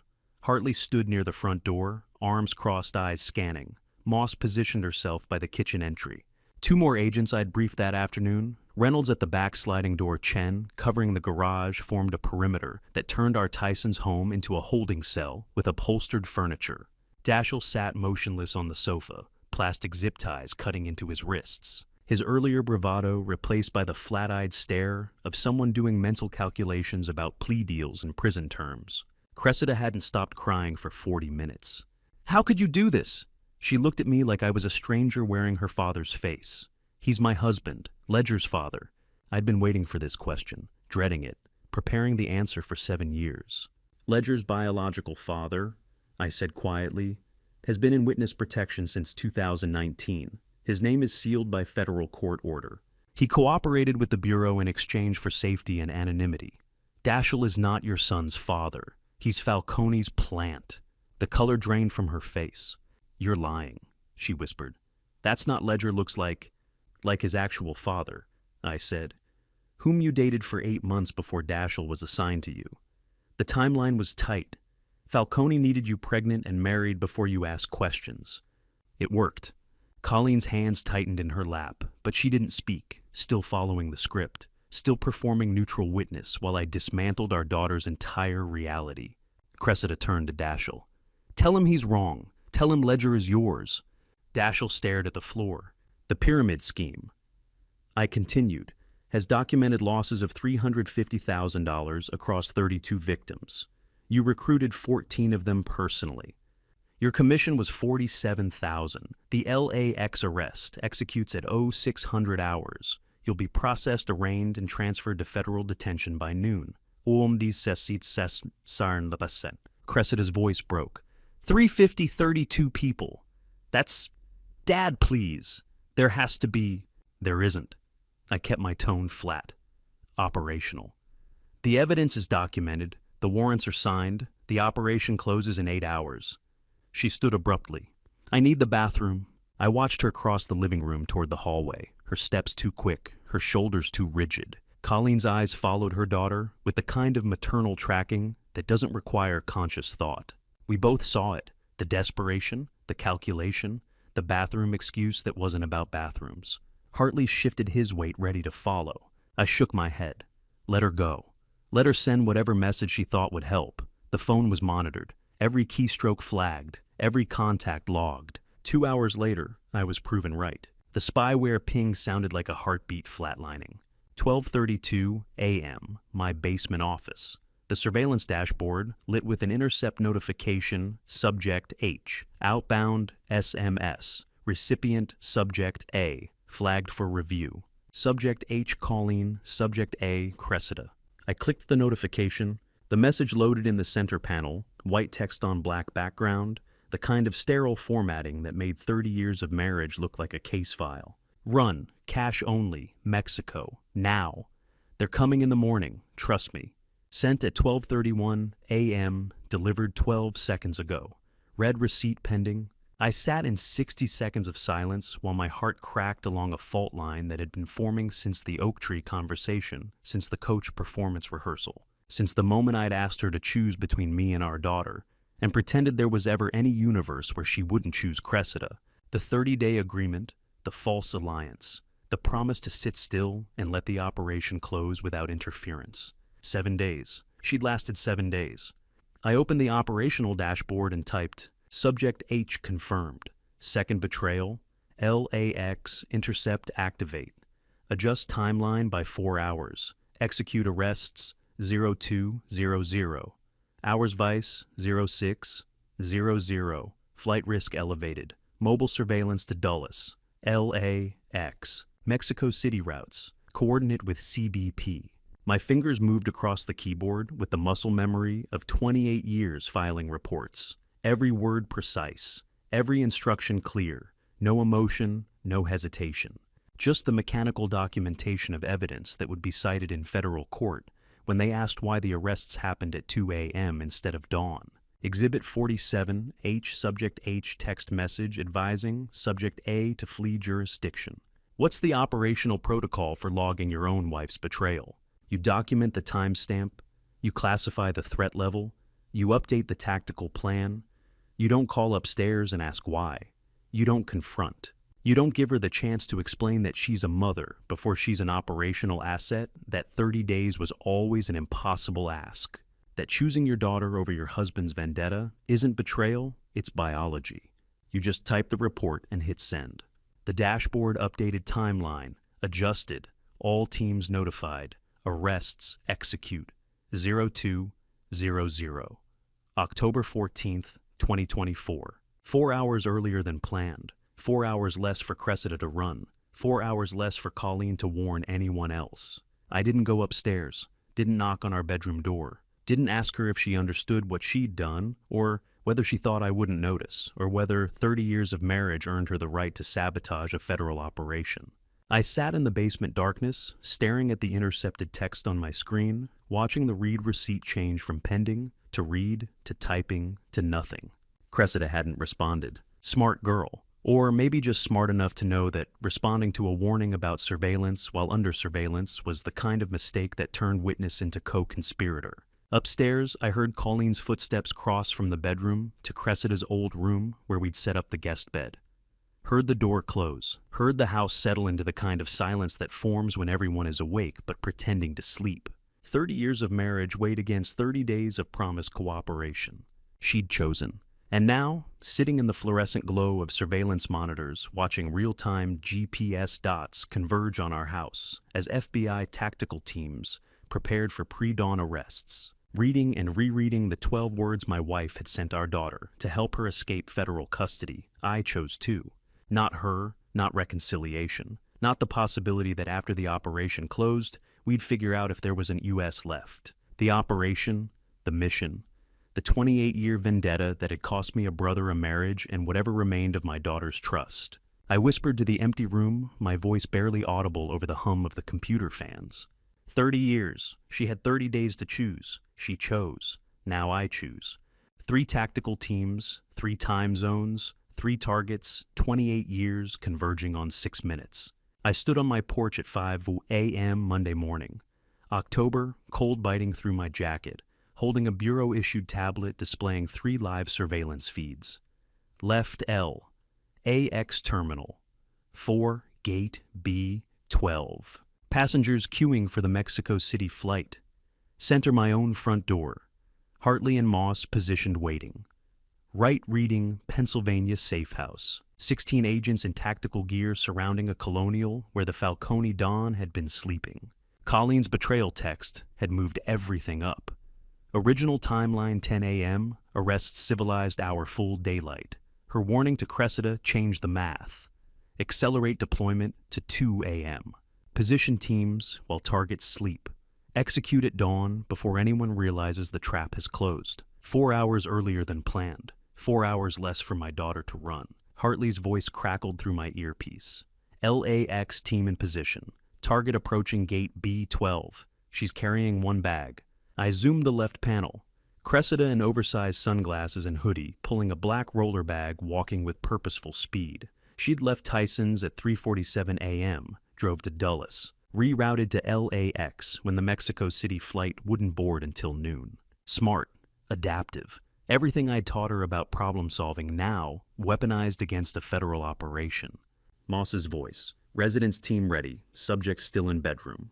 Dashiell sleeping in my daughter's childhood bedroom, zip ties removed after 4 hours of monitored rest.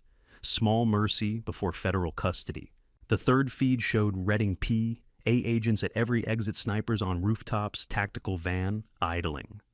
S.A.C. Elena Rodriguez, 51 26-year Bureau veteran, led the team. She'd coordinated 63 organized crime arrests in her career. This would be 64. I keyed the radio. All teams execute on my mark at 0600, 60 seconds. Agents adjusted positions. Hartley's hand moved to his credentials. Rodriguez gave a hand signal that rippled through her team. I watched Cressida reach gate B12. She checked the departure board. Mexico City. On time. Found a seat, pulled out her phone. Cressida's flight to Mexico never had a chance. Surveillance algorithms flagged her ticket at 2:14 a.m. LAX team deployed at 3 o'clock. Gate B12 secured at 4:30. Every exit monitored, every seat occupied by federal agents or brief security. She'd walked into a controlled environment thinking she was escaping one. My thumb hovered over the transmit button. 28 years of preparation. 14,000 mornings waking up as someone else. 1 brother murdered, 1 marriage destroyed, 1 daughter about to be arrested for crimes her husband committed and her grandfather documented. I pressed transmit, execute. Left panel 4 agents converged on Cressida. She looked up as the first agent, tall female, credentials visible, approached. Cressida Prescott, Federal Bureau of Investigation. Hands behind your back. You're under arrest for wire fraud, conspiracy to commit money laundering, and obstruction of justice. Cressida's face went white. Her phone slipped from her hand. Handcuffs clicked. Center panel. Hartley and Moss entered through the front door I'd unlocked remotely. 12 steps to the stairs. 14 steps up. Third door on the right. The door opened. Dashiell Marcus Wolf, FBI, RICO conspiracy, money laundering, wire fraud, bigamy. You're under federal arrest. 25 to life minimum. Don't move. Dashiell sat up, already awake, already knowing this moment had been coming since the binder hit the coffee table 9 hours ago. Right panel, Rodriguez's team breached simultaneously front, back, garage, basement. 12 agents flooding the safe house in 4 seconds. The Dawn, 73 years old, 47 federal counts, 3 decades evading prosecution, was pulled from bed in striped pajamas, hands cuffed before he understood what was happening. Rodriguez's voice, reading P, a target secured, 47 counts. He's alive. 6 minutes, 3 arrests, 28 years. I kept my eyes on the left panel. Cressida stood at gate B12, in handcuffs, 2 agents flanking her passengers, backing away with phones out filming. She turned slowly, scanning the terminal, and then her eyes found the camera like she'd known I'd be watching. The security camera above gate B12 captured her face in perfect detail. Not angry, not defiant, just hollow, empty. The look of someone whose reality had been dismantled in 72 hours and now stood in handcuffs while strangers filmed her arrest. She stared directly into the lens. My operational mask cracked. I'd prepared for this moment, rehearsed it, run simulations where I watched my daughter's arrest with professional detachment, cataloged it as operational success, moved on without emotional interference. But preparation doesn't account for the way her eyes found that camera, doesn't account for the recognition in her face, the certainty that her father was watching, monitoring her arrest the same way he'd monitored her entire life. Doesn't account for how 28 years of victory tastes like ash and irreversible loss. I lifted the tablet closer, my voice barely a whisper, words she'd never hear. I love you, I'm sorry. The radio crackled, all targets secured, Operation Crimson account complete. On the screen, Cressida mouthed something. I couldn't hear it, couldn't read her lips, couldn't know if she was speaking to me or to herself, or to the hollow space where trust used to live. The camera feed cut to black. Standard protocol, arrests complete, surveillance terminated, evidence logged. I stood on my porch holding a dead tablet screen. October dawn, breaking over Tyson's, my house full of agents processing Dashiell's arrest. My wife somewhere upstairs, silent with documented betrayal. My daughter in federal custody 3 time zones away. 28 years. Complete. CNN played it on loop. Influencer Cressida Prescott, 2.1 million followers, arrested in $350,000 pyramid scheme. Father, FBI Deputy Assistant Director. Tuesday morning, 24 hours after the arrests, the living room television cycled through versions of the same devastation. TMZ had aerial footage of the LAX arrest. The New York Times ran a 6,000-word investigative piece titled, "The FBI Father Who Built a Case Against His Daughter's Husband for 28 Years." OS BuzzFeed compiled Cressida's most viewed TikToks under the headline, "From Crypto Queen to Federal Defendant." 32 pyramid victims had already filed a class action lawsuit. Their attorney, a theatrical man named Gerald Hutchins, who'd given 4 press conferences in 18. Ours promised accountability for every dollar stolen from hardworking Americans by influencer fraud. Colleen stood at the dining room table, folding clothes into a suitcase. She'd been packing since dawn. No conversation, no questions. Just the mechanical process of separating her life from mine, one sweater at a time. I sat on the sofa, coffee cold in my hand, watching CNN replay the moment Cressida's hands went behind her back at gate B12. They'd zoomed in on her face, pixelated it for broadcast standards, added a lower third Chiron, Cressida Prescott, charged wire fraud, conspiracy obstruction. Wayne Baum's 2.1 million followers. The number appeared in every headline, as if the size of her audience made the fraud more significant, as if betraying strangers on the internet weighed differently than betraying family in a living room. Colleen zipped the suitcase. "I'm filing for divorce," she said. No preamble, no emotion, just a statement of operational fact delivered in the same tone I'd used for 28 years of case briefings. I set the coffee cup down. "And that's your right eye," I said. She nodded, once lifted the suitcase and walked to the front door. Stopped, turned. "My attorney says we'll hear from the U.S. Attorney's Office by Thursday." "Probably," I said. She left. The door closed with the soft click of 30 years ending without ceremony. Thursday arrived exactly as predicted.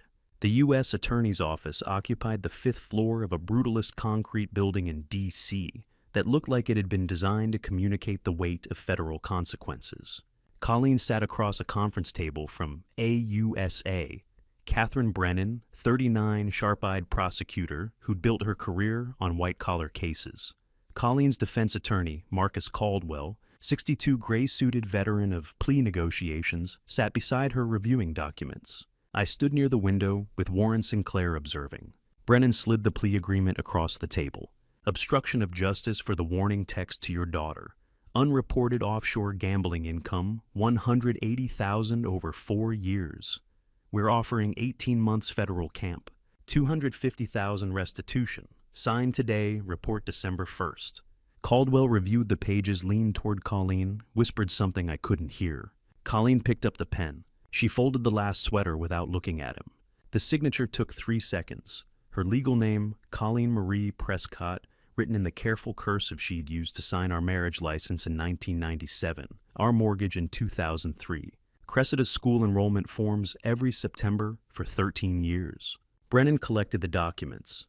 Someone from probation will contact you next week for pre-sentencing. Surrender instructions will arrive by November 15th. Caldwell stood. We'll be in touch. The attorneys filed out. Warren followed, giving me a look that meant he'd wait in the hallway. Colleen and I sat alone in the conference room. 5 minutes. Federal building silence, the kind that absorbs sound and gives nothing back. She spoke first. Will you ever forgive me? I counted 10 seconds before answering. Let the question sit in the air between us, with all its weight and history and 30 years of accumulated debt. I forgave you when I lied 30 years ago, I said quietly. Forgiveness has been mutual since before either of us knew. Her face crumpled. No sound.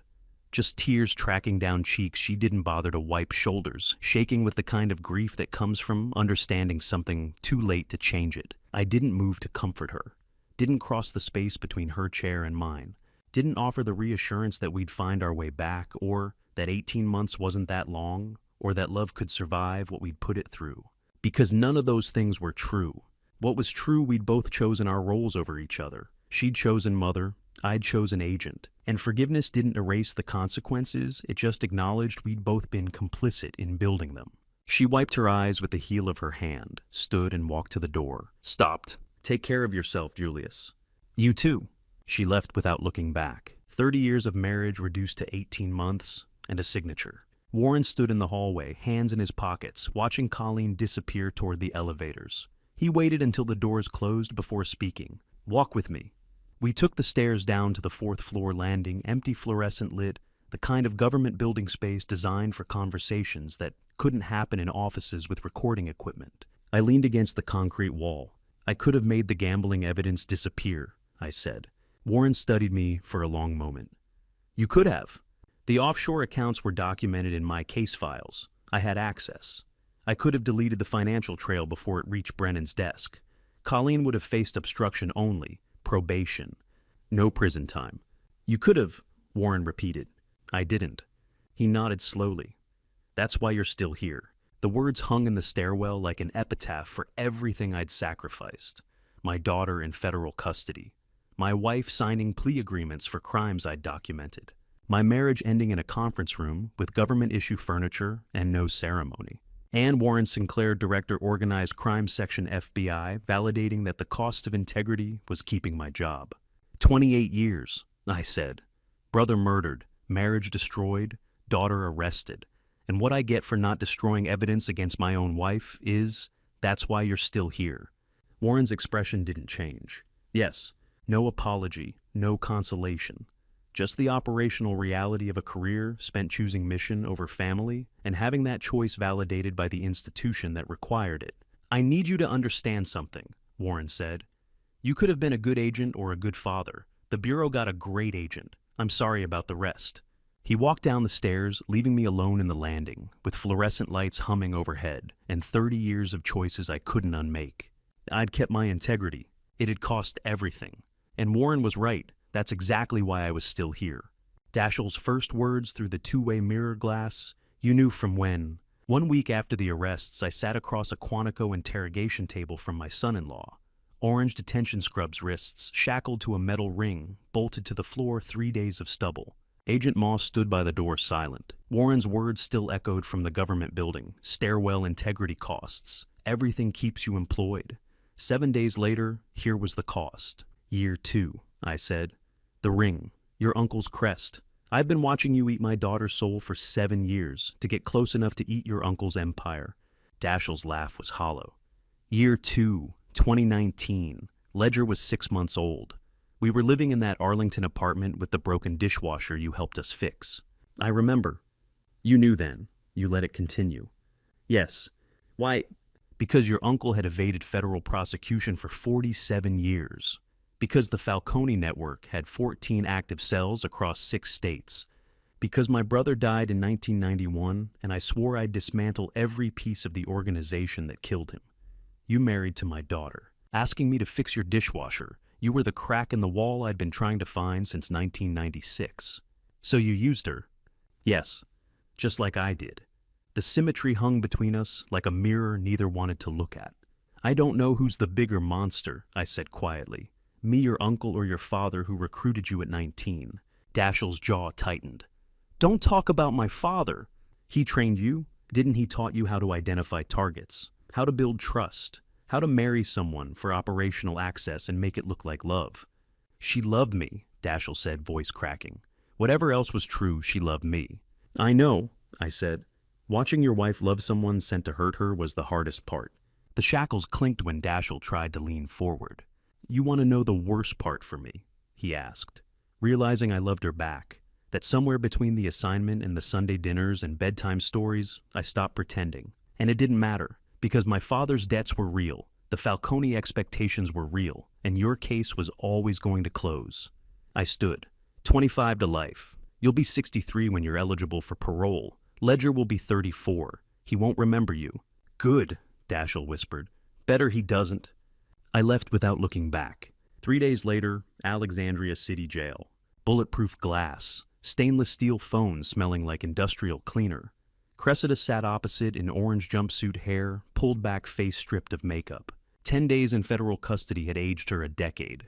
She picked up the phone. I picked up mine. You knew Dashiell was mafia. Her voice came through tinny. You let me marry him. Yes. How could... You were so busy hating me, you didn't see him either, I said.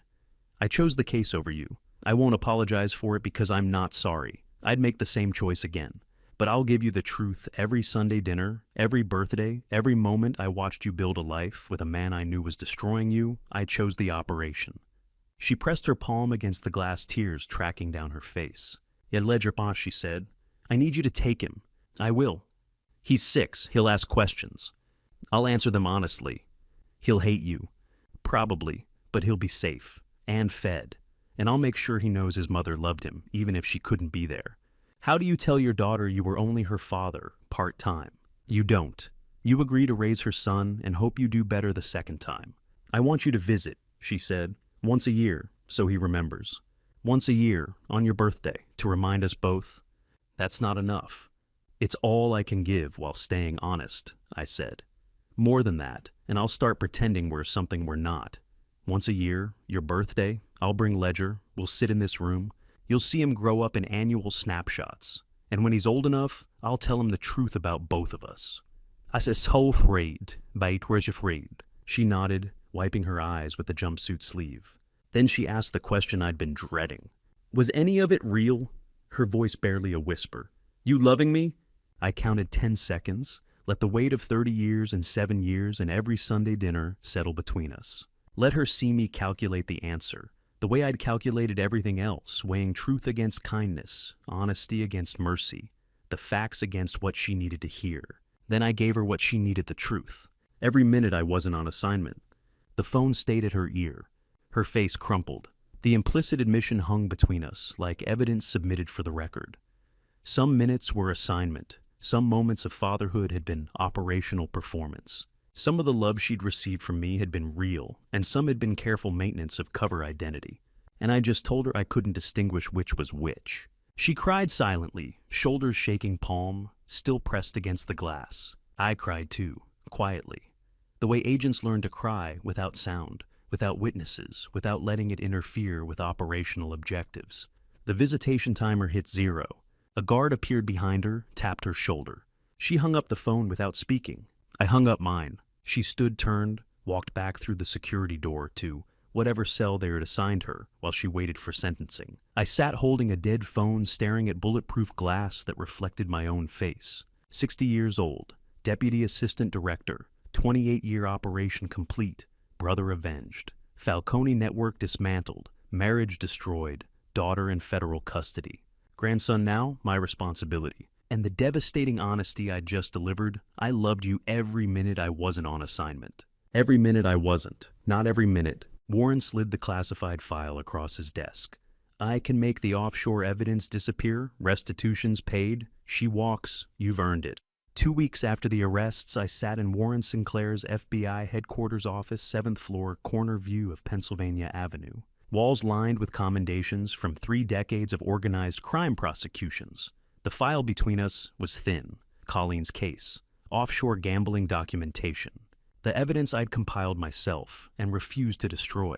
The same evidence Warren was now offering to erase. I'd driven here from Alexandria City Jail, where I'd sat across bulletproof glass from my daughter and delivered the devastating truth that I'd loved her every minute I wasn't on assignment. The weight of that conversation still sat in my chest like a stone I couldn't swallow. Warren tapped the file with one finger. 28 years, Julius. Falcone in federal custody. 47 counts. The entire East Coast network dismantled. You've paid every debt the Bureau could ask. You've earned this. Earned what? I asked. Mercy, he said simply. One signature. The offshore evidence vanishes from the record. Restitution's already paid $250,000 cleared last week.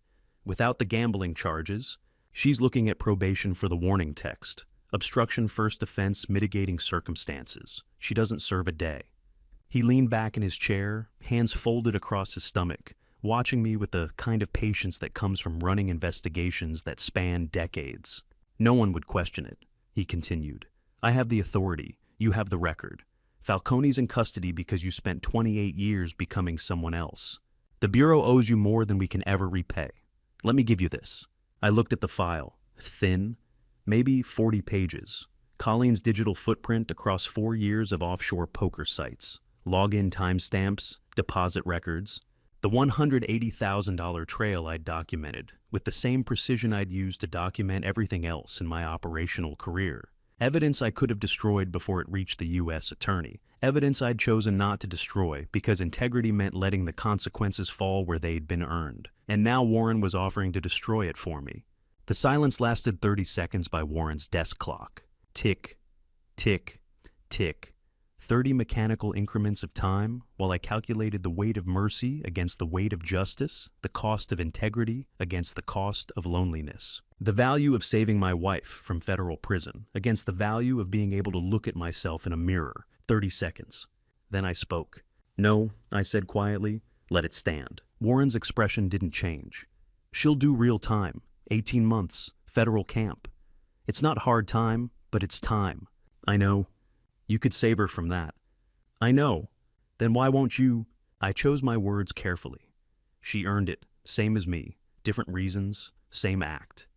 I let myself do 28 years in a marriage I didn't earn, first one I was assigned to for operational access. That was my choice, my consequences. Now I'm letting her serve the time she earned for trying to save our daughter. Those are her consequences, her choice. That's not equality, Warren said. That's cruelty. It's the only equality I have left to give her, I said. If I erase the evidence, I'm still the handler, still the agent managing assets, still the one with power deciding who pays and who doesn't. But if I let it stand, if I let her face the same justice system I used against everyone else, then for once in 30 years, we're on the same level. Warren studied me for a long moment. You're the most stubborn man I've ever known, he said finally. That's why we got Falcone, I replied. He nodded slowly. Yes, it is. I stood. The conversation was over. The file would stay in the record. Colleen would report to federal camp on December 1st. 18 months. She'd serve every day because I'd refused mercy when it was offered by the one person with authority to grant it. Is integrity the price of loneliness, or loneliness the price of integrity? I didn't know.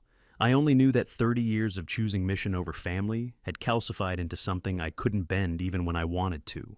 Even when mercy was sitting on a desk in a thin file waiting for one word, yes, that I couldn't make my mouth form. Take care of yourself, Julius, Warren said. You too. I walked to the door, hand on the knob, and paused. Thank you, I said, without turning around, for offering. I knew you'd say no, Warren replied, but I had to offer anyway. I left his office and didn't look back. The door clicked shut behind me. Warren sat alone at his desk, staring at the classified file that would have saved a marriage, spared a woman from prison. Given a 60-year-old agent one small piece of redemption after 3 decades of sacrifice. The file Julius Prescott had refused because refusing was the only thing he knew how to do. Warren picked it up, opened his desk drawer, and filed it under Prescott Colleen. Case closed, evidence retained. Then he leaned back in his chair and whispered to the empty office. And that's why you'll never be happy. Outside, I walked into October DC daylight, 3:15 p.m. The afternoon sun cut through buildings and cast long shadows across Pennsylvania Avenue. Pedestrians hurried past in both directions, lawyers, lobbyists, tourists taking photos of government buildings that house the machinery of federal justice. I walked with my shoulders squared, my gait steady, my operational mask perfectly in place. Unaware that 7 floors above me in a corner office with a view I'd never see again, my director had just spoken my epitaph. I'd chosen integrity. It had cost me everything. And Warren was right, it would never make me happy. But it was the only choice I knew how to make. The cabin in West Virginia had no internet, no case files, and one 7-year-old boy who called me grandpa and meant it. 8 months after walking out of Warren's office into October daylight, I sat on a porch that faced mountains instead of surveillance monitors. Drinking coffee that didn't taste like bureau break rooms, reading emails on a phone I checked once a week instead of once an hour. The updates arrived in careful bureaucratic language. Cressida's pre-sentencing report recommended 5 years federal minimum security, eligible for early release after 42 months with good behavior. Her attorney, court-appointed. Competent, had negotiated down from the prosecutor's initial 8-year ask.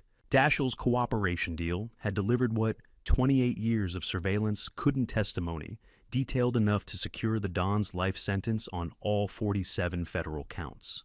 In exchange, Dashiell would serve 12 years instead of 25. He'd be 51 when released. Ledger would be 19. Colleen was 6 months into Aliceville Federal Camp. The facility administrator's quarterly report noted she'd joined the literacy program, taught basic budgeting to 3 younger inmates. Kept to herself otherwise. 12 months remaining. She'd be out by next December. And at the bottom of the inbox, Child Services Bethesda office subject line, urgent, guardianship required. I opened it. Ledger Prescott, age 7, requires permanent guardian placement. Mother federal custody 60 months. Father witness protection identity sealed. Maternal grandmother, deceased 2019. Paternal grandfather you. Are you willing to assume legal guardianship? Och is he same for des noer status with sorrows. I stared at the message for 30 seconds. Then I typed one word, yes. 2 days later, I drove to Bethesda and collected my grandson from a social worker named Patricia Dunn, who handed me a backpack containing 3 changes of clothes, 1 stuffed dinosaur, and a Pokemon journal with crayon drawings of creatures I didn't recognize. He's been asking for you, Patricia said, every day for 2 weeks.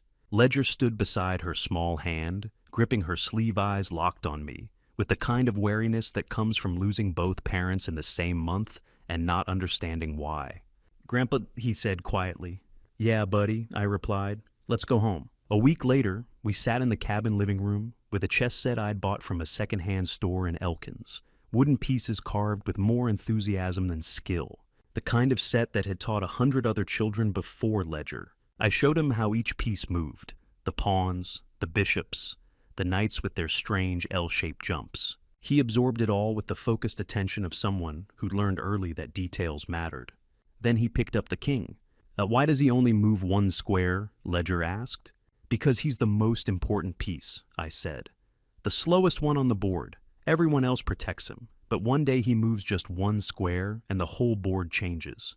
Was the king scared? I paused the question heavier than the carved wood in his palm. Yes, I said, but he'd been waiting years to be brave. The chess piece felt heavier in my hand than any weapon ever had. Ledger studied the king, turning it over, examining the crown carved into the top. Grandpa, he said, are you the king? I met his eyes 7 years old, asking questions I'd spent 60 years avoiding. I used to be, I said. Now I'm just your grandpa. My phone buzzed on the side table. Screen lit. Warren Sinclair, FBI HQ. I looked at it. Looked at Ledger carefully placing the king back in the center of the board, resetting the pieces for another game, his small fingers precise and patient. I reached over and silenced the call without answering. Ledger glanced up. Was that important? Not anymore, I said. Your move. Late that night, after Ledger had fallen asleep upstairs, clutching the stuffed dinosaur, I sat on the porch with whiskey and a new journal. Blank pages. No Visionaire cipher, no operational codes, no subject surveillance logs or evidence documentation. Just empty-lined paper waiting for whatever truth I could manage to write without encryption. I opened to the first page and wrote, Day 1, no mission, no cover, no subject. Just one boy upstairs asleep who calls me Grandpa and means it. The whiskey burned the same way it had for 30 years, but the silence around it felt different. No case files humming in the background. No encrypted phones charging on every surface. No wife sleeping 3 feet away from someone she didn't actually know. Just mountains and darkness. And a 7-year-old breathing steadily in the room above my head. 28 years of moves reduced to one 7-year-old asking if kings get scared. I thought about Warren's whispered prophecy in his empty office. And that's why you'll never be happy. He was probably right. Happiness wasn't what I'd earned. Wasn't what the last 3 decades had built toward. You don't destroy a family for operational success and wake up one morning suddenly content. But sitting here, West Virginia mountains breathing around, me grandson safe upstairs, no lies to maintain, no cover to protect. No assignment to complete, I'd found something that felt closer to peace than anything happiness had ever offered. In 5 years, Cressida would be released. I'd keep the promised annual birthday visits ledger, watching his mother age in federal custody through bulletproof glass. Annual snapshots of a childhood she'd miss. In 12 years, Dashiell would walk free. Ledger would be 19, old enough to decide whether the man who'd pretended to be his father deserved forgiveness. In 12 months, Colleen would finish her sentence.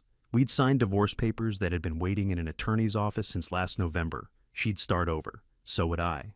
But right now, early June 2025, pre-dawn mountains beginning to lighten. With the first suggestion of sunrise, I had one grandson who needed a grandfather more than the Bureau needed another operative. The slowest piece on the board, the most important one, waiting years to be brave enough to move one square. I used to be the king. Now I was just protecting the next move on the board. I wrote the final line in the journal, the words forming on the page like an answer to a question I'd been asking since a $60,000 party, where my daughter handed me a $45,000 check and humiliated me in front of strangers who'd never know I'd been documenting her husband's crimes for 7 years. The slow ones. The brave ones. The 7-year-old ones. I closed the journal and watched the mountains catch fire with dawn. And to you listening to my story, remember this: some victories cost more than any defeat ever could. I spent 28 years choosing mission over family. I told myself it was justice for my brother, that dismantling the Falcone network would honor his memory. But the truth is simpler. I knew how to be an operative. I didn't know how to be a father. Don't make my mistake. Don't wait until you're watching your own daughter in handcuffs to realize you've been fighting the wrong battle. This family betrayal, my family betraying me betraying them, didn't have to happen.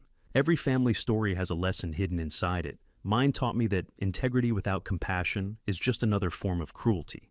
Yes, I got justice. The case closed successfully. But the cost my daughter imprisoned my marriage ended 30 years of lies. Was it worth it? I believe God allowed this family betrayal to show me what winning actually costs. The real victory wasn't in the arrests. It was in the second chance, with my grandson finally choosing family first. I want to hear from you. Have you ever faced a choice between duty and family?